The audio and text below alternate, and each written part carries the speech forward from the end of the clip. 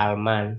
Atau sebenarnya kayak kalau ditoel sedikit kata Mas Warno mungkin bisa jadi bisa kontribusi banyak gitu ya, seperti kayak Pak Syauqi mungkin memberikan wakaf tanah, terus ada Pak Salman Subakat yang baru-baru terakhir ini sangat in banget sama rumah amal gitu ya, sekarang banyak banget mendanai program dan sebagainya gitu ya, karena waktu itu sempat Pak Salman sempat menceletuk juga gitu ya, oh ternyata rumah amal sudah sebagus ini gitu ya, kok saya baru tahu gitu kan, jadi sempat ada celutukan-celutukan seperti itu, jadi memang oh ini kayaknya banyak alumni yang mungkin ingin juga nih kembali ke Salman, ingin ada yang dilakukan di Salman, tapi memang karena belum ada interaksi aja dengan Masjid Salman.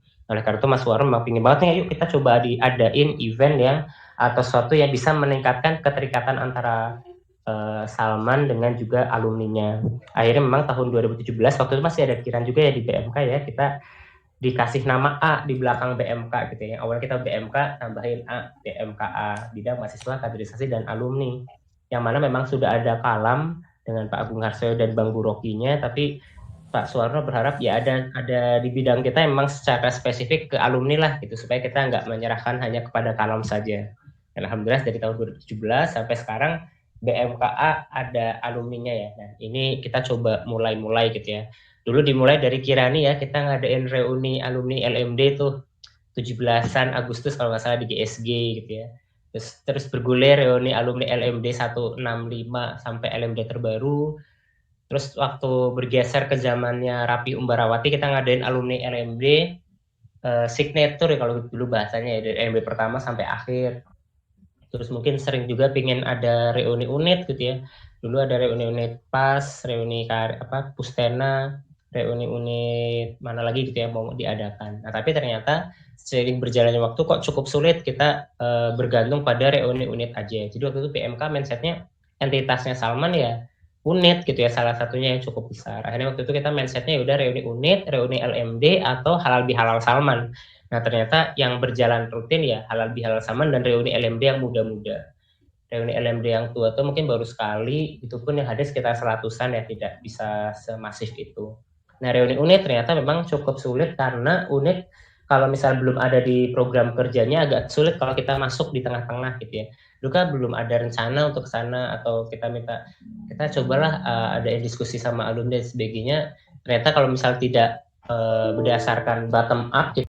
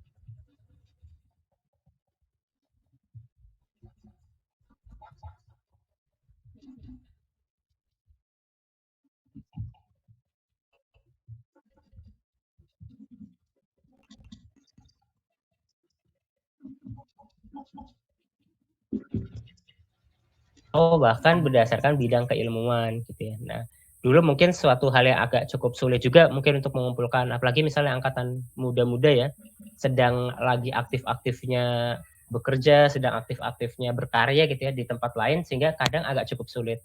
Terlebih kalau misal masih keluarga muda gitu ya, agak cukup sulit nih, banyak hal yang menjadi pertimbangan, sehingga untuk hadir secara fisik susah. Beda sama yang mungkin alumni senior memang sudah berkeluangan waktu sehingga mudah untuk hadir kayak halal bihalal. Nah, tapi kalau darulah dengan kondisi pandemi, kondisi kita serba online, ternyata hal ini memungkinkan untuk kita coba lakukan gitu ya. Sehingga tahun 2021 ini kita ingin coba nih, kita coba yuk ngadain reuni berdasarkan bidang keprofesian atau bahkan mungkin awalnya bidang keprofesian, lalu diskusi sama Arik dan teman-teman, kayaknya kalau hanya berdasarkan bidang keprofesian ngumpul terus bingung Kak, kalau misalnya hanya sekedar ngumpul bidang keprofesian, misal alumni yang psikologi, oke psikologi ngumpul terus apa, nah jadi waktu itu sempat kenapa kalau enggak kita mulainya berdasarkan isu, Mungkin kalau yang kita kenal rumah sakit itu lahir kan dari alumni karisma yang mungkin banyak dengan bidang kedokteran ya. Tapi mungkin atas dasar bergerak awalnya adalah isu nih, isu kok rumah sakit Islam di Indonesia masih jarang, di Bandung masih jarang nih, Al-Islam baru satu gitu ya. Kenapa enggak Salman bikin gitu kan, kita punya banyak potensi ke sana misalnya kayak gitu. Jadi berdasarkan isu dulu. Nah akhirnya setelah itu, oh bisa juga nih keprofesian di-match-kan dengan isu yang sedang berkembang. Akhirnya kita coba bahas isu-isu yang ada. Kita mentargetkan 1 tahun ini pingin ada 6 kali reuni gitu ya, reuni berdasarkan bidang. Kemarin bulan Februari kebencanaan, sekarang bidang psikologi, nanti ke depan ada bidang yang lain lagi. Nah setelah kita list, kita coba urutkan berdasarkan prioritas. Kemarin mungkin awal tahun lagi rame-ramenya bencana alam, dan kita melihat sebenarnya banyak juga nih alumni kita, apalagi Korsa, misal Kang Septian dan sebagainya memang sudah bergelut, tapi masing-masing mungkin ya. Dan kita barangkali ada nih sebagai entitas Salman bisa dilakukan suatu hal. Akhirnya yaudah kita kebencanaan dulu, catering kebencanaan. Yang kedua, kita melihat sekarang kondisi full online bisa jadi sangat berdampak sama mental health ya, apalagi zaman-zaman 2000, tahun 2020, 2021 tuh BMK kebetulan lagi ada ruang curhat ya, yang dipegang sama Arif juga, ruang sebenarnya dulu kita pojok konseling, cuma waktu itu dikritisi konseling harus tersertifikasi mungkin ya, semacam ada khusus lah orang-orang yang bisa disebut konseling atau konselor gitu. Ya udah, kita mungkin karena yang megang memang mahasiswa psikologi tapi belum bisa disebut konselor, jadi udah kita namanya pojok curhat, ruang curhat. Dan ternyata banyak yang masuk, banyak yang memang mengeluhkan ada masalah mental seperti itu. Jadi kita lihat kok sekarang lebih kayak gini gitu ya. Tapi bisa jadi memang dari dulu sudah kayak gitu, cuma nggak ada wadahnya sehingga nggak banyak yang bisa cerita. Tapi sekarang lebih banyak yang keluar. Nah ini kita melihat apa nih permasalahannya mental health. Jadi waktu itu, oh ini kayaknya bagus juga nih kalau gathering kita mengangkat masalah mental health. Dan kayaknya alumni kita di bidang psikologi cukup banyak. Mbak Nana, Kirani gitu ya. Terus kita sering kali berinteraksi dengan Bang Aat gitu ya, Kang Jundi, Kang Firman gitu ya. Walaupun bukan alumni psikologi ya Kang Firman ya, tapi talent mapping dan sebagainya, kayaknya ini banyak nih gitu ya, kayaknya menarik sekali kalau misalnya kita silaturahim. Biasanya kan kita masing-masing ya, ke Mbak Nana biasanya kalau ada masalah anak-anak asrama ya Mbak ya, kontak Mbak Nana. Kang Jundi kalau misalnya ada pelatihan LMD atau apa, terus kalau ke Kang Firman talent mapping gitu ya. Dan jadi kok masing-masing gitu ya, kayaknya kalau misalnya kita ngumpul barangkali dari Akang Teteh yang berpengalaman di bidangnya punya rekomendasi usulan yang menarik lagi. Dan mungkin seiring berjalannya waktu, Bang Aat sering kali bilang juga nih cerita, ini kita mungkin sering ya ngomongin tentang masalah di Islam gak ada remaja nih, tapi dengan di Indonesia ada kalimat remaja sehingga ada perpanjangan waktu yang harusnya mahasiswa sudah mandiri, tapi sekarang kayak belum gitu ya, kayak belum dewasa. Sehingga ada gap nih, harusnya anak-anak langsung ke dewasa dan sebagainya. Nah ini ada konsep, oh ini kayaknya ada keterlambatan akil, sedangkan sudah balik sekarang semakin maju tapi akilnya semakin mundur.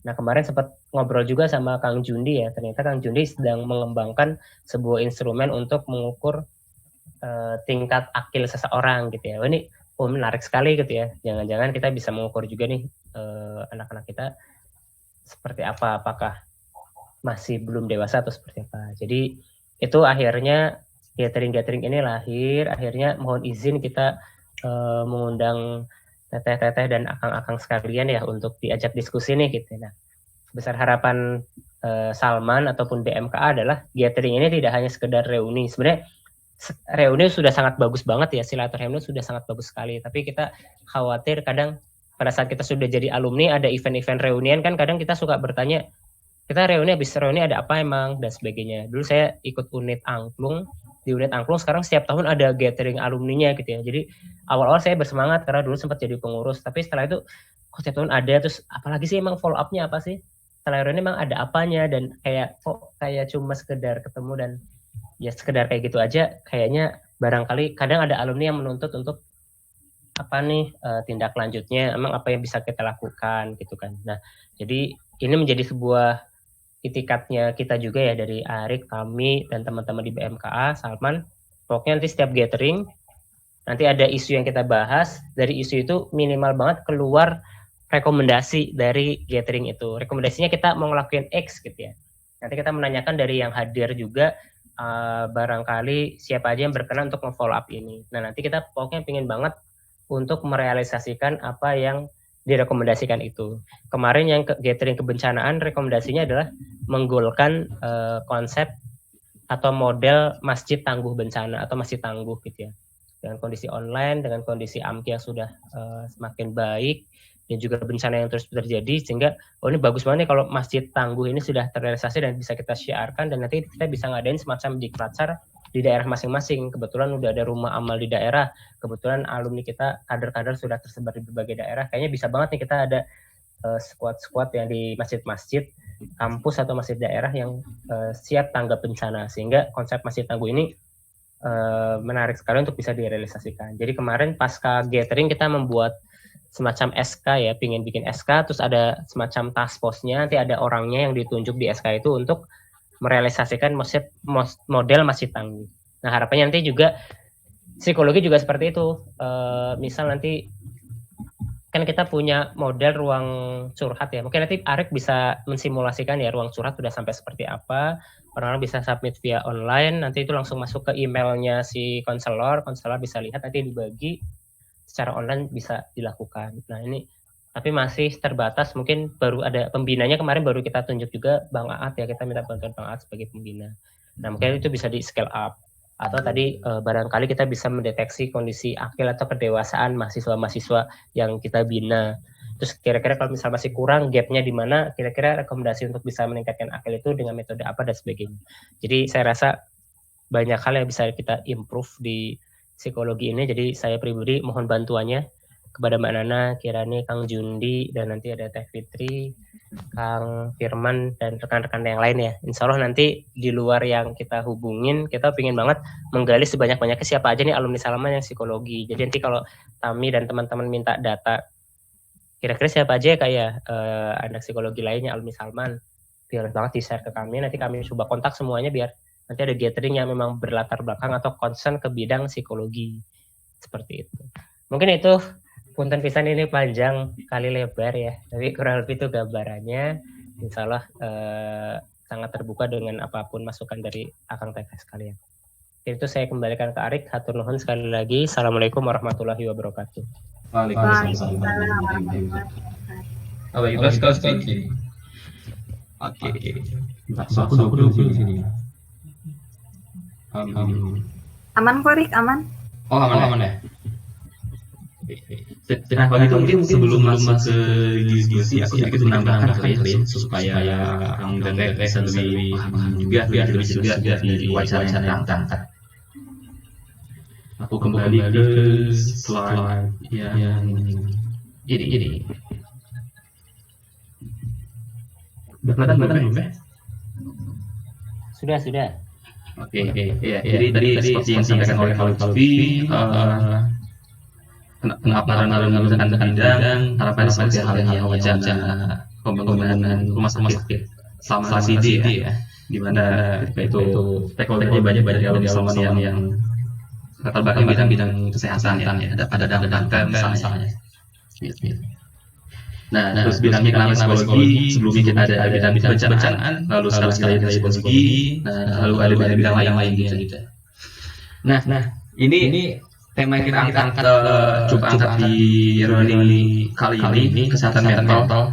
Nah, kalau ini ada tulisan panjang, sebenarnya ini salah satu curhatan dari aktivis Salman di pelayanan ruang curhat yang sedang berjalan ya. Jadi dia mahasiswa tingkat akhir, kesibukan dia skripsi, mengambil beberapa mata kuliah yang diulang karena nilainya kurang. Terus sejak di kuliah di rumah, terus dia kesulitan memisahkan diri antara situasi di keluarga dan kesibukan kuliah dia, membuat dia jadi stres, kehilangan motivasi, semangat, terus apa nih? Hari saya sulit sekali perasaan meskipun sudah sholat ngaji katanya. Banyak orang yang mungkin zoliman tidak suka karena sikap saya kurang jawab dan seterusnya. Nah ini salah satu saya duplik ya dari sekian banyak permohonan masuk yang masuk ke ruang curhat dan mungkin sedikit penampilan dari ruang curhat itu seperti apa. Jadi ini ruang curhat itu adalah salah satu fitur yang ada di website Kadar Zaman. Di atas ini ada menu ruang curhat. Jadi user itu bisa memohon permohonan untuk mengajukan sesi curhat ya ke tim kami. Di sini harus login dulu, harus terdaftar dulu. Setelah itu dia bisa ngisi form seperti ini gitu ya. Jadi masalah siapa, kategorinya apa, kategori deskripsi masalahnya bisa diketik, terus teknis penanganannya mau ketemu langsung dan dengan namanya curhat yang mana aja perempuan ingin di apa namanya ditangani. Setelah itu nanti bakal masuk ke dashboard seperti ini. Sorry. Nah ini tabelnya di sini ada user siapa apa namanya yang memohon, lalu ada kategori, lalu ada yang menangani siapa nanti ada statusnya dan deskripsi penanganannya. Jadi mungkin kayak gitu teknis dari ruang curhat dan kalau melihat tren dari ruang curhat ini cukup menarik sebenarnya. Jadi tahun kemarin kami dan tim sempat iseng-iseng bikin semacam paper ya dari hasil atau data yang ada di ruang curhat gitu. Kita coba kategorikan masalah yang sering masuk di ruang curhat ternyata ujung-ujungnya itu seputar akademik. Itu pun tadi contoh yang saya catat ya, akademik. Yang akademik ini berapa ya? Resonansi juga dengan masalah yang lain. Karena dia merasa masalahnya jadi kompleks. Nah, tren data atau jumlah permohonan yang masuk setiap bulan. Jadi kita mulai pegang bulan Juli 2020. Jadi sampai sekarang sudah lebih dari 6 bulan. Nah, trennya itu setiap bulan setidaknya ada tentang 10 sampai 12 permohonan setiap bulan gitu. Dengan tim 11 orang. Tidak 10 sampai 12 permohonan setiap bulan dan trennya itu cenderung naik di akhir-akhir ini, terutama di Desember, Januari, Februari yang tertinggi mungkin sekarang ya bulan Maret kemarin masuk sampai 30 pemohon di bulan Maret. Jadi ternyata kebutuhan ruang curhat makin tinggi kalau dari data gitu.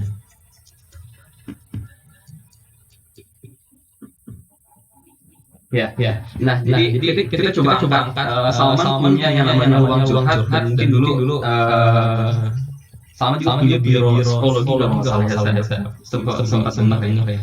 Jadi mungkin mirip dengan ruang curhat ini. Harapannya dari reuni nanti kita coba angkat ruang curhat ini supaya bisa mungkin ada kolaborasi dengan para alumni yang hadir. Harapannya ini dari Salman salah satunya itu. Nah, yang kedua ini ada wacana dari Kang Juni juga yang sangat menarik ya, apalagi di program-program BMKA yang bersinggungan langsung dengan mahasiswa alat ukur tingkat akil mahasiswa, maaf kalau salah tulisannya dan harapannya ini menjalin ekosistem dari alumni Salman yang positif ya.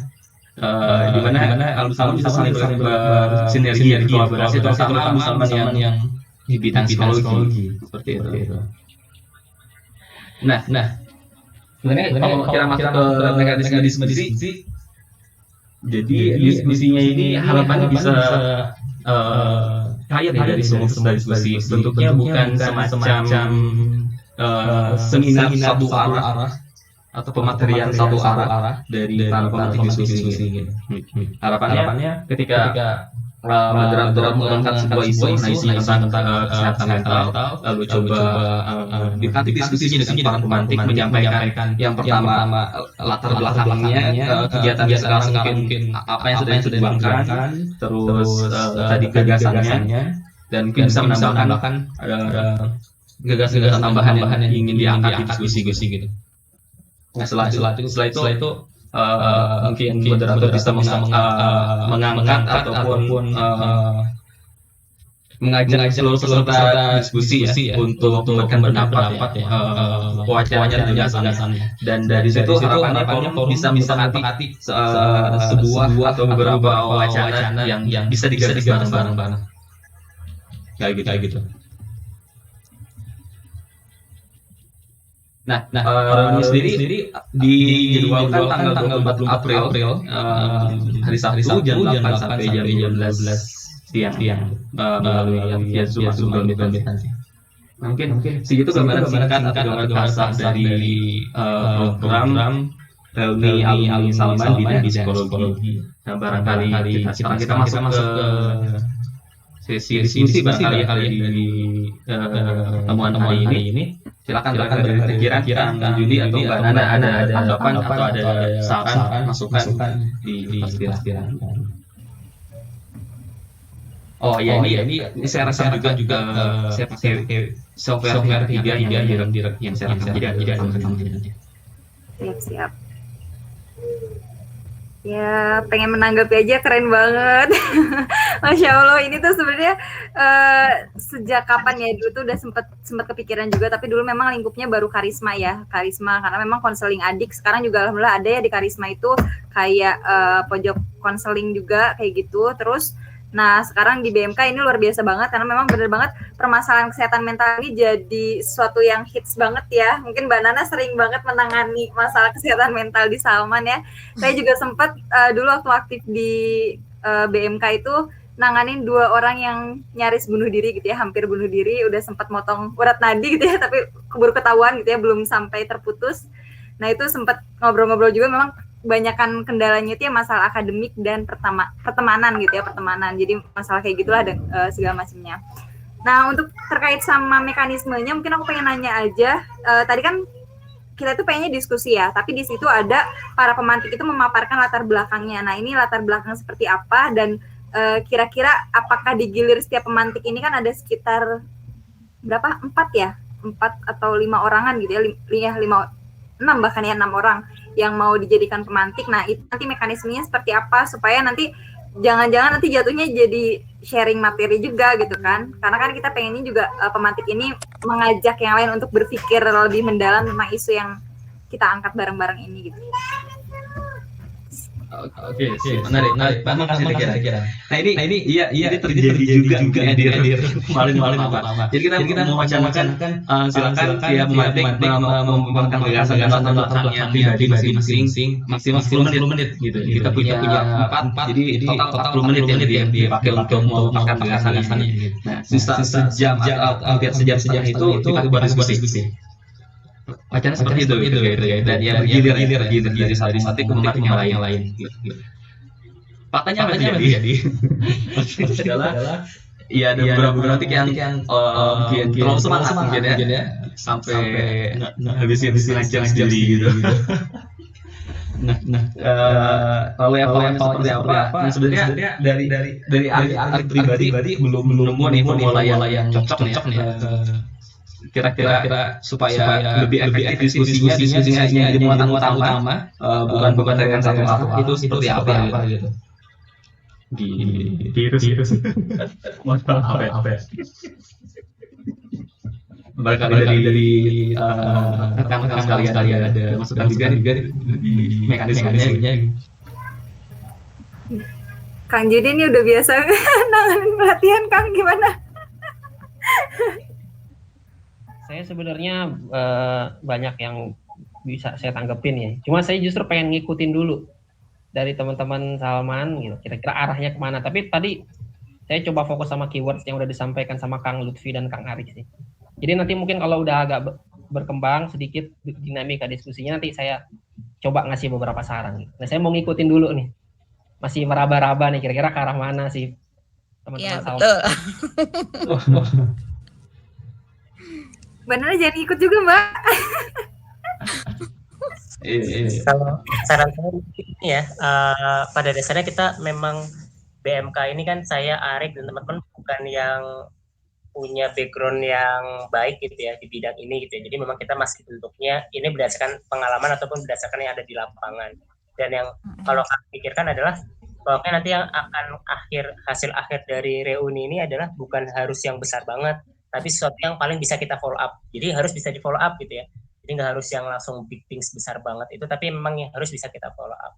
Jadi in case tadi misal mungkin ada dua hal, misal scale up yang ruang konseling misalnya, ataupun barangkali instrumen yang akhir itu bisa kita terapkan seperti apa, apakah nanti di SHC atau seperti apa mekanismenya dan sebagainya.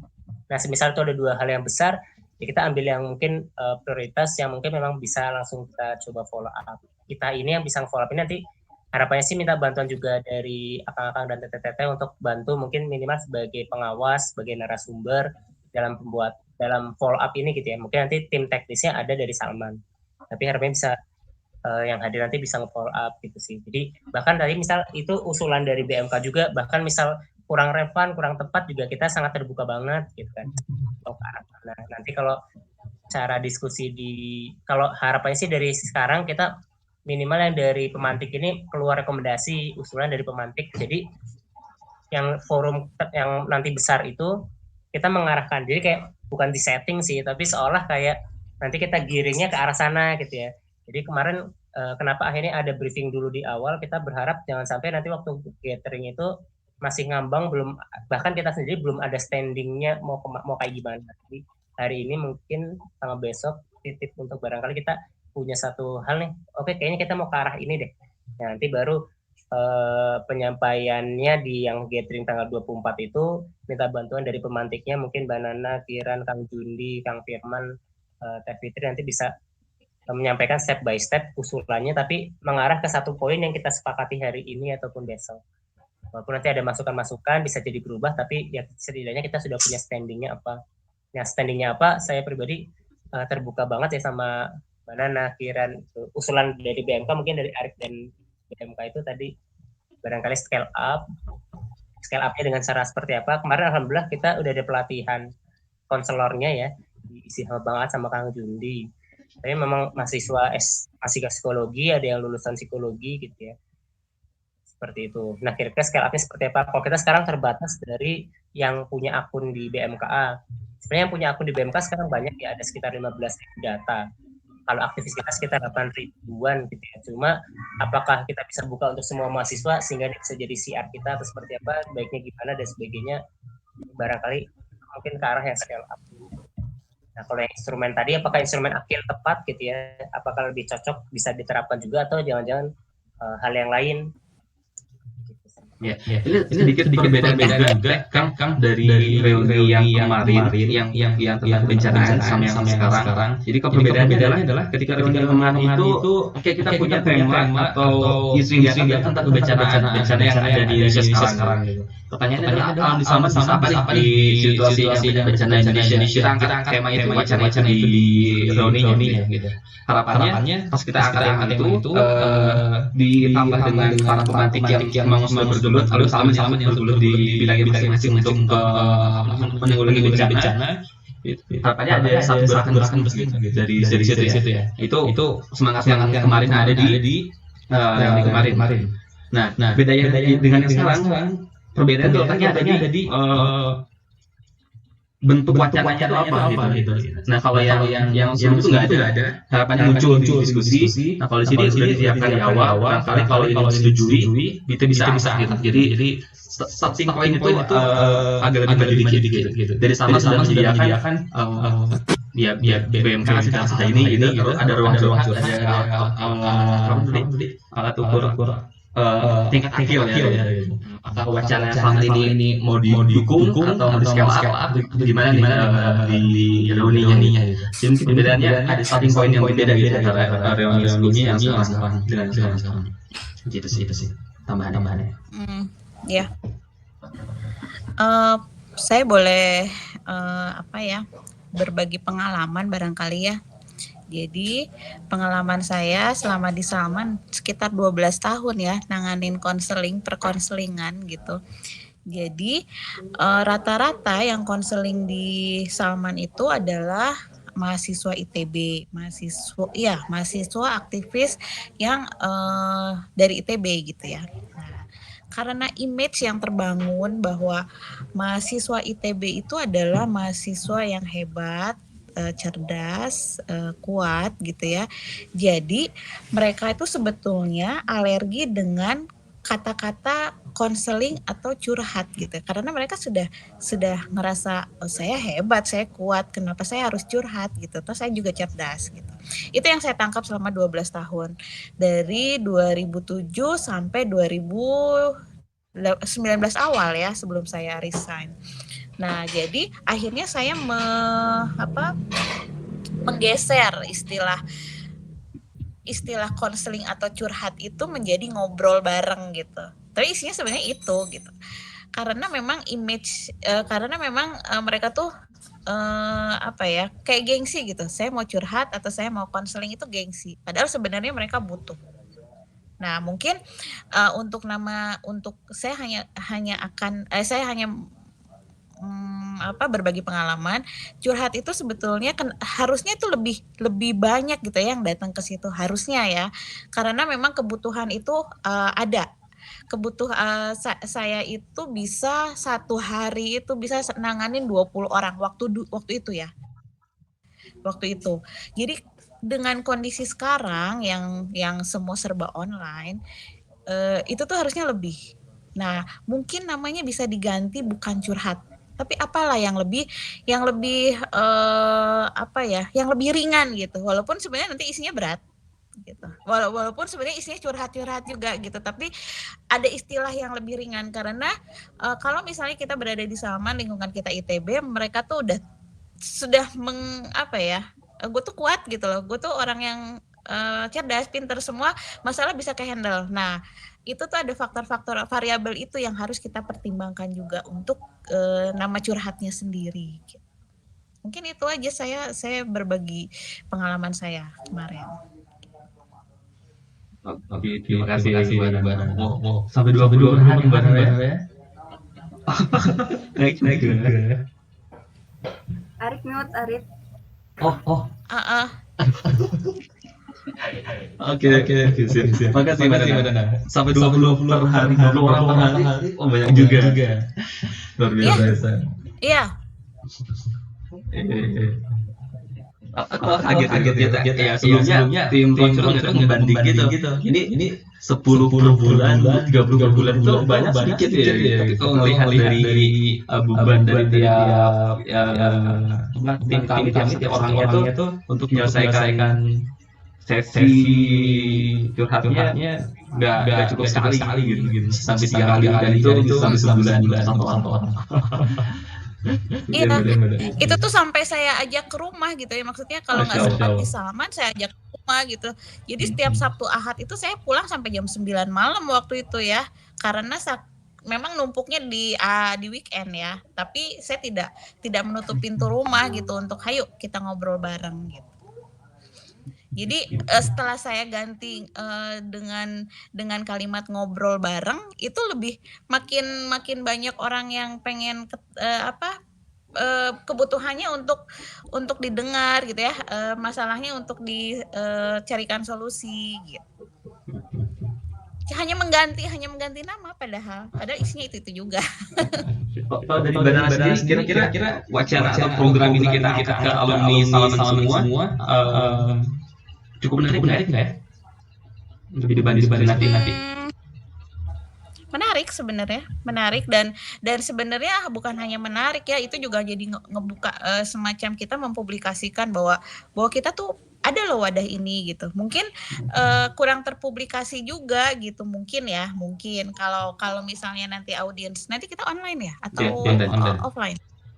Mungkin kalau misalnya ratusan audiens mungkin bisa lebih nyebar lagi bahwa kita juga bisa memfasilitasi itu, dan saya sangat mengapresiasi ya kalau misalnya si ruang curhat ini jadi bagian dari masjid. Kenapa? Karena memang untuk menyelesaikan permasalahan itu kita juga harus melibatkan spiritual gitu, bukan hanya logika, bukan hanya feel, bukan hanya emosi dan sebagainya yang bersifat psikologis, tapi memang ada sisi-sisi spiritual yang harus kita libatkan di situ gitu loh.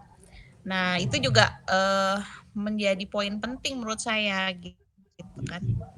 Kayak gitu. Tim A gimana? Wah, kayaknya kita mau menyiapkan sesuatu nih. Enggak. Cuman aku ini aja sih masuk yang tadi menurut Mbak Nana, yang disampaikan Mbak Nana itu oke banget ya. Kalau misalnya kita mau memperluas cakupan kita dengan ganti branding gitu ya, ganti branding. Walaupun memang menurut aku sih Mbak, mungkin kata istilah curhat pun suatu hal yang sering didengar gitu ya antar sesama, walaupun memang kalau misalnya kita bilang wah ini dari BMKA pasti kesannya wah ini ngapain nih curhatnya ke BMKA, jangan-jangan apa gitu, padahal kan curhat ke teman juga biasa gitu ya, hal seperti itu. Terus tadi sempat disampaikan sama ya Arik sama Lutfi gitu ya, kalau di BMK itu sendiri awalnya pengen menambahkan diri konseling, ini kan berat banget ya, kami juga anak psikologi tuh kayak ngerasa beban gitu ya ketika dikasih konseling gitu. Harus ada treatment apa nih harus kita kasih gitu kan, kadang suka kepikiran kayak gitu. Nah paling untuk kasus-kasus yang berat mungkin nanti bisa diusulkan kayaknya di forum nanti, gimana kalau teman-teman psikologi yang baik alumni ataupun banyak mungkinnya yang sudah psikolog ngambil peran juga, misalnya kasus-kasus yang memang bisa ditangani secara klinis, secara terapis sesuai dengan keahliannya masing-masing, itu bisa diarahkan gitu. Jadi nanti pas forum juga bisa diklasifikasikan, kan bidang psikologi itu macam-macam ya.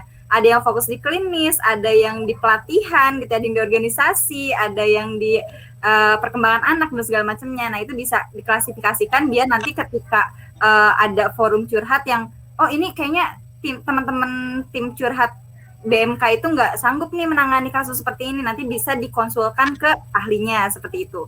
Nah itu mungkin buat follow up tambahan kali ya tentang ini. Oh ya, satu lagi, kita tuh di sini tuh sampai muncul beberapa opsi atau mengerucut ke satu opsi aja. Oke, ini menarik satu atau beberapa ya. Saya mungkin mau nanggepin sedikit ya. Oke. Silakan ini. Menarik akhirnya ya tadi yang disampaikan sama Mbak Nana sebagai sosok yang berpengalaman ya di bidang psikologi dan secara khusus juga berpengalaman di Salman gitu. Nah, tapi di sisi lain sebenarnya secara intuitif gitu ya, walaupun kita tidak memiliki mungkin pengalaman di Salman dan pengalaman keprofesian yang selama Mbak Nana, secara intuitif bisa juga kita tebak bahwa anak-anak Salman mungkin secara khusus mungkin anak ITB begitu gitu ya. Ada dignity ya, ada self esteem gitu ya, ada harga diri untuk curhat gitu. Karena saya ingat waktu dulu waktu saya lulus SMA, karena SMA saya itu sangat nggak dikenal ya, nggak masuk radar lah. SMA saya itu nggak masuk radar gitu. Jadi begitu saya bisa masuk UI, teman saya masuk ITB itu satu-satunya. Dalam hampir 20 tahun SMA saya cuma satu orang aja yang masuk ITB gitu. Nah, orangnya juga terkenal sekarang, namanya Gibran Huzaifa, lulusan SITH. Nah, dia cerita kan, nah begitu masuk ITB pada masa itu, sekarang nggak tahu ya, itu ada spanduk besar-besar dibentangkan selamat datang putra-putri terbaik bangsa gitu ya. Nah, jadi nggak kebayang lah self esteem-nya kayak apa kan, kebayang dignity-nya kayak apa mereka mau curhat gitu. Nah, terus keywords yang menarik juga dari Mbak Nana adalah mereka itu kan pada dasarnya juga butuh didengarkan gitu ya. Cuma saya melihat dari sudut pandang yang lain. Gini, itu fakta yang sangat menarik menurut saya. Karena anak ITB ini atau anak Salman kan besar ya, institusi besar bersejarah dan jadi role model lah. Kajian-kajian tentang Salman tuh banyak. Seperti kajian-kajian tentang almarhum Bang Imad gitu ya. Sangat-sangat mempengaruhi wacana gerakan dakwah lah di Indonesia gitu kan. Jadi memang ya mentalitasnya tuh kayak apa sih? Mentalitasnya menurut saya itu mentalitas pemberi solusi gitu, bukan mentalitas orang bermasalah gitu. Jadi mereka tidak ingin terlihat bermasalah gitu, tidak ingin terlihat bermasalah ya. Padahal fitrahnya manusia ini kan dhaif gitu ya.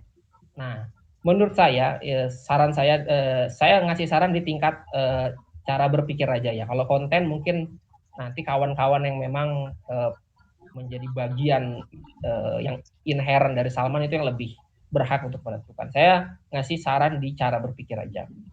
Jadi begini, apapun nanti yang jadi fokus di gathering alumni Salman berbasis keprofesian atau berbasis tema, apapun nanti yang jadi fokus, menurut hemat saya jangan sampai terlepas dari considerance-nya Salman gitu ya. Kalau misalnya sering baca draft undang-undang atau peraturan menteri gitu ya. Kalau saya sering baca draft undang-undang gitu ya, kalau ada proyek-proyek undang-undang anu, peraturan menteri anu, peraturan badan negara anu gitu. Biasanya ada mengingat dan menimbang gitu ya. Menimbang dan mengingat gitu ya. Nah, menimbang dan mengingatnya ini jangan sampai kita lepas nih. Salman itu apa, ya hakikatnya apa gitu. Nah, jadi mungkin ada beberapa hal. Yang pertama, Salman itu movement ya, gerakan, satu gerakan. Jadi memang dia harus mengusung ide gerakan gitu. Yang terkait dengan psikologi. Jadi apa nih movementnya? Jadi memang dibutuhkan kejelian, dibutuhkan sensitivitas, kepekaan melihat masyarakat gitu kan. Nah, itu termasuk tadi kepekaan melihat masyarakat. Satu, yang kedua, kira-kira gairah apa nih yang bisa disuntikan ke alumni Salman? Pengen ngumpul-ngumpul berbasis keprofesian, gairah apa? Jangan sampai business as usual. Seperti yang tadi Teh Kiran juga bilang ya, ada yang fokus ke konseling, ada yang fokus ke terapi, ada yang fokus ke konsultasi, ada yang fokus ke training, ada yang fokus ke organizational development dan sebagainya. Lalu tema-tema itu diulang lagi tuh jadi business as usual gitu. Jadi business as usual, yuk training yuk, yang training biasa. Cuma sekarang di Salman gitu bedanya. Yuk terapi ya biasa, cuma sekarang di Salman. Yuk konseling ya konseling biasa, cuma sekarang di Salman. Itu kan business as usual gitu. Jadi segi-segi tematiknya kurang gitu kan. Nah, saran saya begini, kalau saya mungkin seperti yang Teh Kiran bilang ya, masing-masing ada fokus ya. Fokus saya kan lebih ke organisasi, industri dan organisasi gitu, pendidikan dan data ya. Jadi mungkin saya data minded ya. Makanya kemarin saya ngobrol sama Kang Lutfi juga lagi ngembangin instrumen gitu. Walaupun saya lagi berdebat sama teman saya yang sesama psikologi juga nih, tentang instrumen, lagi debat panjang gitu. Nah, jadi gini Kang Lutfi dan juga Kang Arik. Nah, nanti kalau memang mau dikembangkan di scaling up ya konseling ini, program konseling ini, nanti harus ada ini, harus ada roadmap-nya. Jadi tetap harus ada roadmap-nya. Jadi jangan cuma kuratif aja gitu ya, kayak pemadam kebakaran. Begitu ada masalah kita padamkan, enggak. Tapi ada roadmap-nya. Jadi memang ada data-data yang harus secara sistematis dikumpulkan dari hasil konseling. Nah, kayak misalnya tadi, profil mahasiswa ITB, profil aktivis Salman itu kayak apa ya, secara psikologis. Dari curhat-curhat yang masuk, tapi itu nggak bisa cepat ya dikumpulkan ya. Kalau database curhat yang mungkin udah 1000 dan sebagainya. Bahkan kalau perlu kita bikin publikasi besar-besar, yuk curhat, silahkan curhat sebanyak-banyaknya. Kenapa? Karena kami membutuhkan data Anda. Karena kami membutuhkan data curhat Anda. Dari situ kami akan memetakan, di situ kami akan menstrukturkan. Nah, nanti itu banyak tuh hal-hal yang bisa kita. Nanti kita nggak akan kuratif lagi. Nanti kita akan preventif. Kalau data itu sudah terpola, kita bisa memprediksi 10 tahun ke depan, 5 tahun ke depan dengan berbagai macam pergeseran, misalnya dari millennials awal ke millennials akhir ke generation Z ke generation alpha gitu. Nanti kan ada faktor-faktor ya. Munculnya media sosial yang lebih interaktif. Ada banyak faktor lah. Nah, nanti kita bisa tuh mengintervensi itu. Kita bisa ngembangin berbagai macam pendekatan-pendekatan penyelesaian masalah, konseling, terapi, mungkin training, pendidikan untuk menyelesaikan masalah-masalah tipikal mahasiswa yang kita udah prediksi itu. Nanti gimana berubah 3 tahun ke depan tipikal permasalahan mahasiswa dari data yang sebelumnya ada. Jadi kita bisa melakukan prognosis gitu ya, bisa melakukan proyeksi gitu. Nah, jadi nggak masalah nanti di scaling up, dibikin yang bagus, kumpulkan data sebanyak-banyaknya, tapi nanti ada hal-hal yang sifatnya permanen yang kita dapatkan dari itu, seperti pengumpulan data. Gitu. Nanti itu bisa juga kita generalisasi jadi ya mahasiswa se-Bandung, mahasiswa se-Jawa Barat, se-Indonesia gitu. Nah, akhirnya Salman jadi semacam data center gitu ya. Salman adalah kelompok orang-orang yang memiliki data paling akurat, paling up to date dan paling tajam nih tentang realitas mahasiswa Indonesia gitu. Dan itu bisa ditawarkan ke seluruh Indonesia, itu solusi gitu kan. Sesuatu yang hanya Salman aja yang punya. Kenapa? Karena kita punya data dan kita punya cara untuk menafsirkan data itu. Jadi itu yang saya kira mungkin bisa dikembangin gitu ya. Kalau soal konseling dilanjutkan aja. Terus itu Salman adalah satu gerakan ya, satu movement. Jadi isunya harus kuat, syiar gitu, syiar Islam. Sehingga nggak jadi business as usual. Nah, itu nanti akan menyuntikkan gairah ke teman-teman kita kalangan psikologi yang sudah biasa sehari-hari ya daily business gitu, ngerjain ya kerjaan-kerjaan itu tapi dengan tema yang lebih segar. Nah, saran saya sih kurang lebih gitulah. Nah, kalau soal instrumen yang lagi saya kembangkan ya bisa mungkin ya. Cuma saya lebih itu saya senang banget ya kalau ternyata Lutfi mengingat diskusi kemarin gitu. Senang banget saya. Nah, tapi kalau cerita panjang lagi gitu ya. Nah, sekarang ya kalau saya sikap saya terhadap yang tadi didiskusikan Mbak Nana dan Teh Kiran ya begitu ya, siap lah. Pokoknya kalau soal pengumpulan data ya saya tertarik dengan itu. Nah gitu Kang Arik. Oke, ini kata mewakili adalah saya tokohkan. Betul juga ya. Iya. Tadi aku cuma ngambil yang studio data dari persebaran tema masalah yang sering ya di ruang Jawa Barat. Harusnya besar juga nih ya, basis data ini penting banget ya dalam ruang Jawa supaya goal besarnya itu memang data ini bisa jadi representasi keadaan mahasiswa Indonesia yang bisa dipakai untuk banyak kalangan ya. Menanggapin juga Arik. Silakan.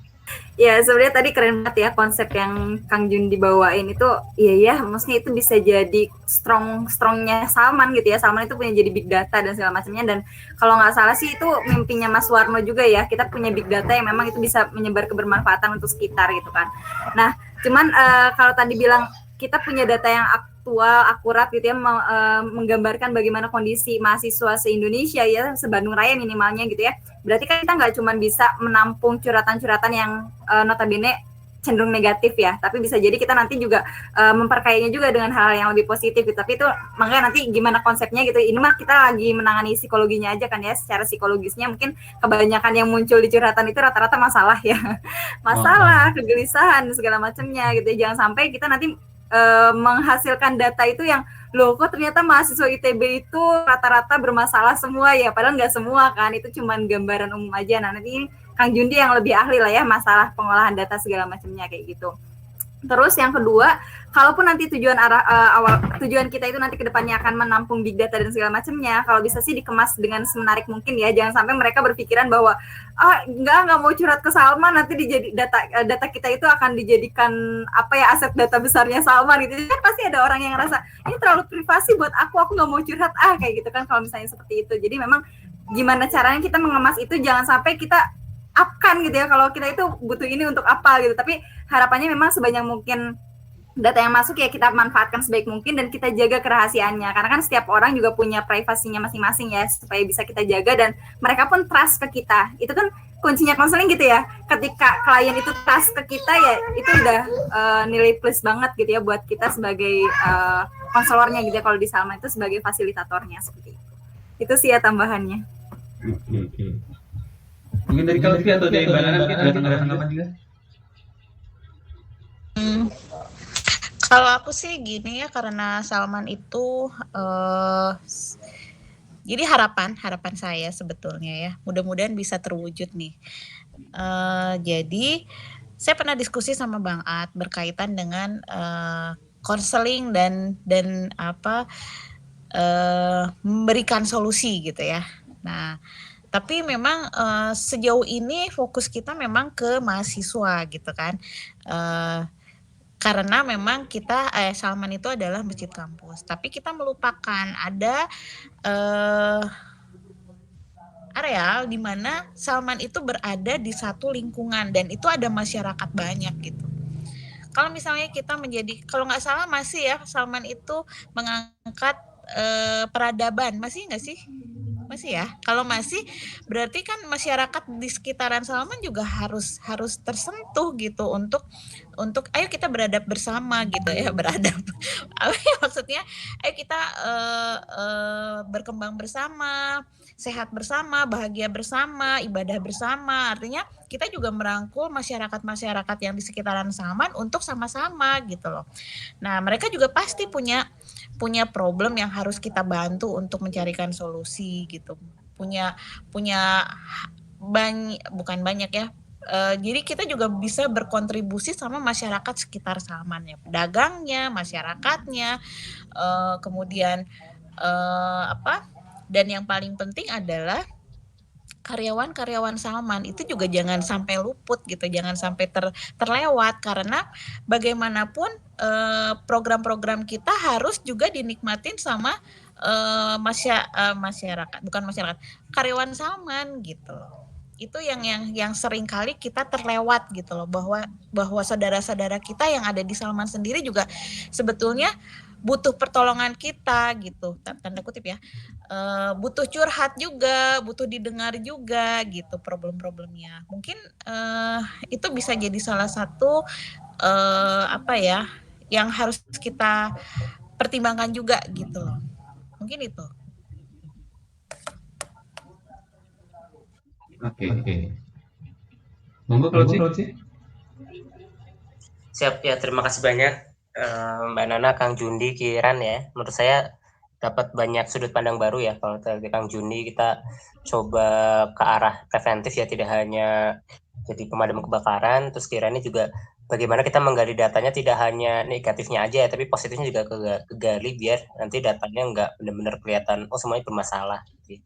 Sebenarnya bagaimana nggak cuma mahasiswa nih, tapi sekitar Salman juga banyak hal. Jadi saya rasa itu menarik ya untuk semuanya ya menarik seperti itu. Nah, tapi mungkin kita coba lihat lagi kira-kira apa yang bisa kita lakukan dulu di saat ini gitu ya. Nah, mungkin kita coba bisa mengaca juga ke potensi yang dimiliki Salman.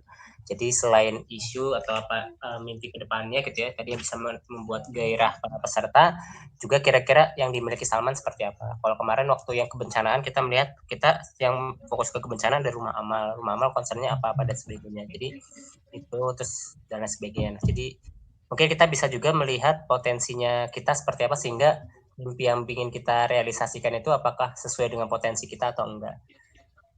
Nah ini mungkin memang PR di BMK data kita masih belum serapi itu ya, terutama untuk alumni. Jadi kita basis data siapa aja nih alumni kita yang bergerak di psikologi, siapa aja, terus tempatnya, domisilinya di mana aja, kita mungkin masih belum banyak data itu gitu ya.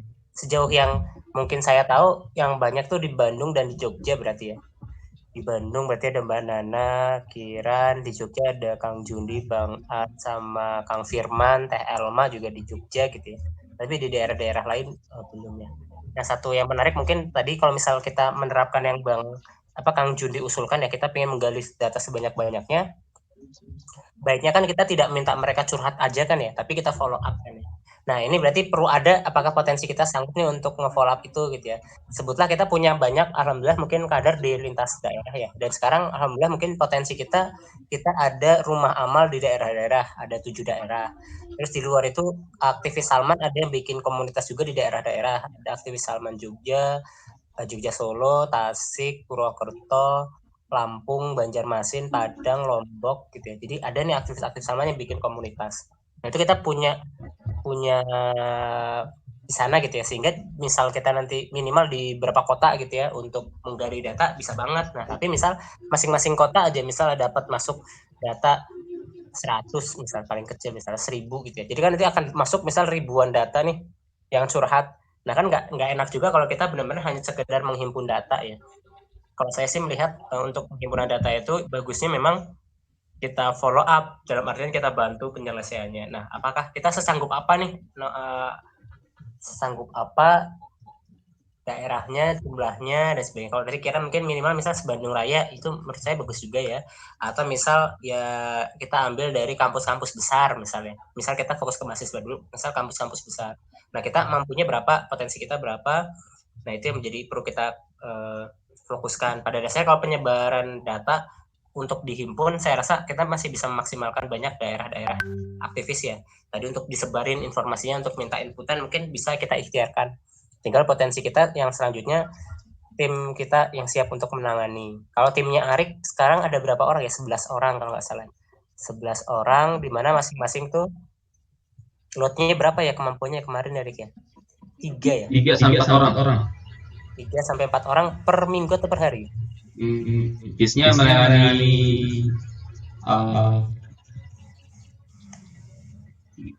kalau per bulan hitungannya 6 ya. 6 orang ya.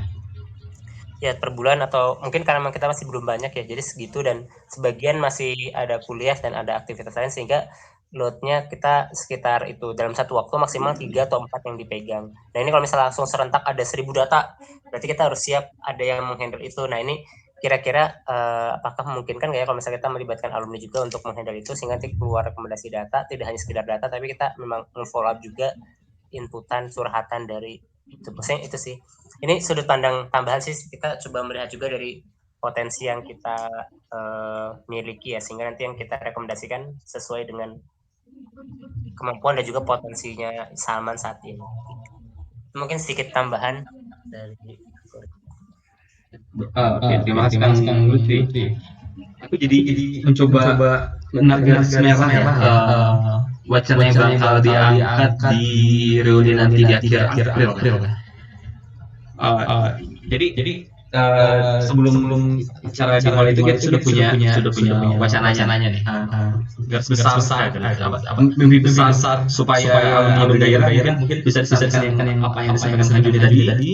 Lalu ditambah dengan sudut pandang atau tambahan yang lain seperti halnya pikiran yang nggak hanya mengambil data-data yang negatif aja tapi yang positif juga.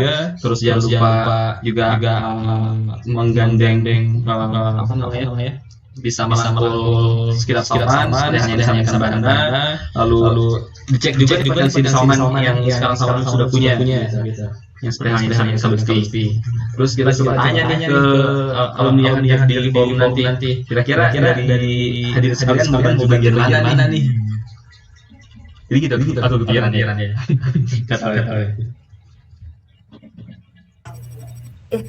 Arif, kembali ke tadi. Jadi sebenarnya yang kita diskusikan hari ini apakah sampai mengerucut ke satu, misalnya kita mau fokus ke skill ini gitu ya. Nanti gimana pengembangannya dan segala macamnya. Bahkan kalau aku tadi nyambung idenya Kang Jundi ya. Kita kan pergerakan ya, movement gitu ya di masjid. Kira-kira bisa nggak kita nanti para klien, jadi para mahasiswa atau siapapun yang curhat di akun kita itu nanti mereka jadi agen untuk menularkan lagi ke yang lainnya, ngajakin yang lainnya untuk yuk kita sama-sama bebenah gitu kan. Jadi apa yang mereka dapatkan dari hasil curhatan ini bisa jadi ditularkan ke yang lain, atau misalnya ngajak yang lain yang sekiranya bisa dibantu untuk diajak untuk curhat ke Salman misalnya kayak gitu. Itu juga kan menjadi salah satu pergerakan yang bisa menularkan kebaikan juga ya ke sekitarnya yang mungkin nggak tahu informasi ini. Nah itu apakah fokus ke satu aja atau memang kita mau bikin beberapa alternatif, misalnya alternatif satu ini yang nanti akan diangkat sama Mbak Nana misalnya, jadi fokus ke bagaimana kita menangani permasalahan konseling gitu ya di tataran mahasiswa atau masyarakat sekitar Salman. Terus nanti Kang Jundi itu fokusnya ke pengambilan data dan segala macamnya, atau kayak gimana gitu ya untuk hari H nanti. Biar hasil diskusi kita sekarang ini teh benar-benar persiapan untuk hari H gitu ya. Jadi nggak kita sekarang diskusi dari awal, nanti hari H akhirnya diskusi dari awal lagi karena memang kita nggak ada pembanding gitu ya, idenya seperti apa. Oke. Ya. Kali ini nggak bisa ambil sendiri ya. Saya butuh update juga. Siap. Sebenarnya kalau saran saya sih bagusnya kita di yang forum ini satu alternatif dulu aja sih. Kira-kira kita prefer ke yang mana? Prefer yang kemana nanti biar di forum itu juga mengerucut. Karena kalau misalnya nanti di forum kita ada beberapa alternatif, saya rasa untuk pengambilan keputusan di forum itu dengan yang lebih general lagi akan lebih sedikit lempar-lemparan atau mungkin agak sedikit ngambangnya cukup susah juga gitu ya. Seperti walaupun mungkin kegelisahan itu nanti bisa sambil disampaikan, tapi mungkin tetap bisa harapannya mengerucut ke satu alternatif yang bisa kita bahas dulu sih. Gitu. Karena dari satu alternatif itu bisa jadi nanti di forum juga dapat masukan lebih melebar lagi ataupun apa gitu ya. Nah khawatirnya kalau banyak alternatif pelebarannya lebih luas lagi, sehingga mungkin satu alternatif dulu aja sih. Kira-kira kita prefer yang mana dulu nih, yang paling mungkin, yang paling maksimal, yang paling potensial yang bisa kita lakukan. Oke. Bisa jadi yang briefing besok juga beda lagi ya? Nah, ini aku juga sih. Kira-kira beda waktu di briefingnya. Siap. Tapi seenggaknya mungkin di forum ini dulu aja kira ke mana gitu ya, dan siap besok bisa ini dari Kang Firman, Teh Elma ini ada masukan atau enggak gitu. Iya. Ya mungkin selanjutnya kita dapat satu wacana yang mau diangkat di forum hari ini. Nanti besok saya sampaikan apa yang hasil dari ini di forum besok ya. Supaya besok customer nggak menyampaikan biasa banget ya. Sudah punya wacana yang hasil forum ini dan sampaikan di polis lagi forum besok supaya terlalu nggak muncul wacana yang misalnya mungkin wacana tandingan, wacana yang apa namanya melebar. Gitu ya. Nah, tadi pertanyaannya berarti cukup fokus satu wacana yang diangkat. Nah, berarti selanjutnya adalah wacana mana yang diangkat? Gitu kali ya. Gini, saya mau menanggapi. Jadi, kalau menurut saya data itu adalah hal yang sangat penting, bahkan penting banget gitu ya. Tapi kita akan ngambil data apa kalau misalnya tidak ada kegiatan. Jadi kalau saya sih lebih berpendapat misalnya kegiatannya dulu apa, baru support datanya itu yang menjadi pondasinya gitu loh. Ya, jadi kita akan bergerak berdasarkan data. Jadi data itu, apapun kegiatan kita, data itu pasti ada. Cuman kita tentukan dulu kegiatan kita itu apa. Misalnya konselingnya seperti apa gitu. Maksud saya begitu.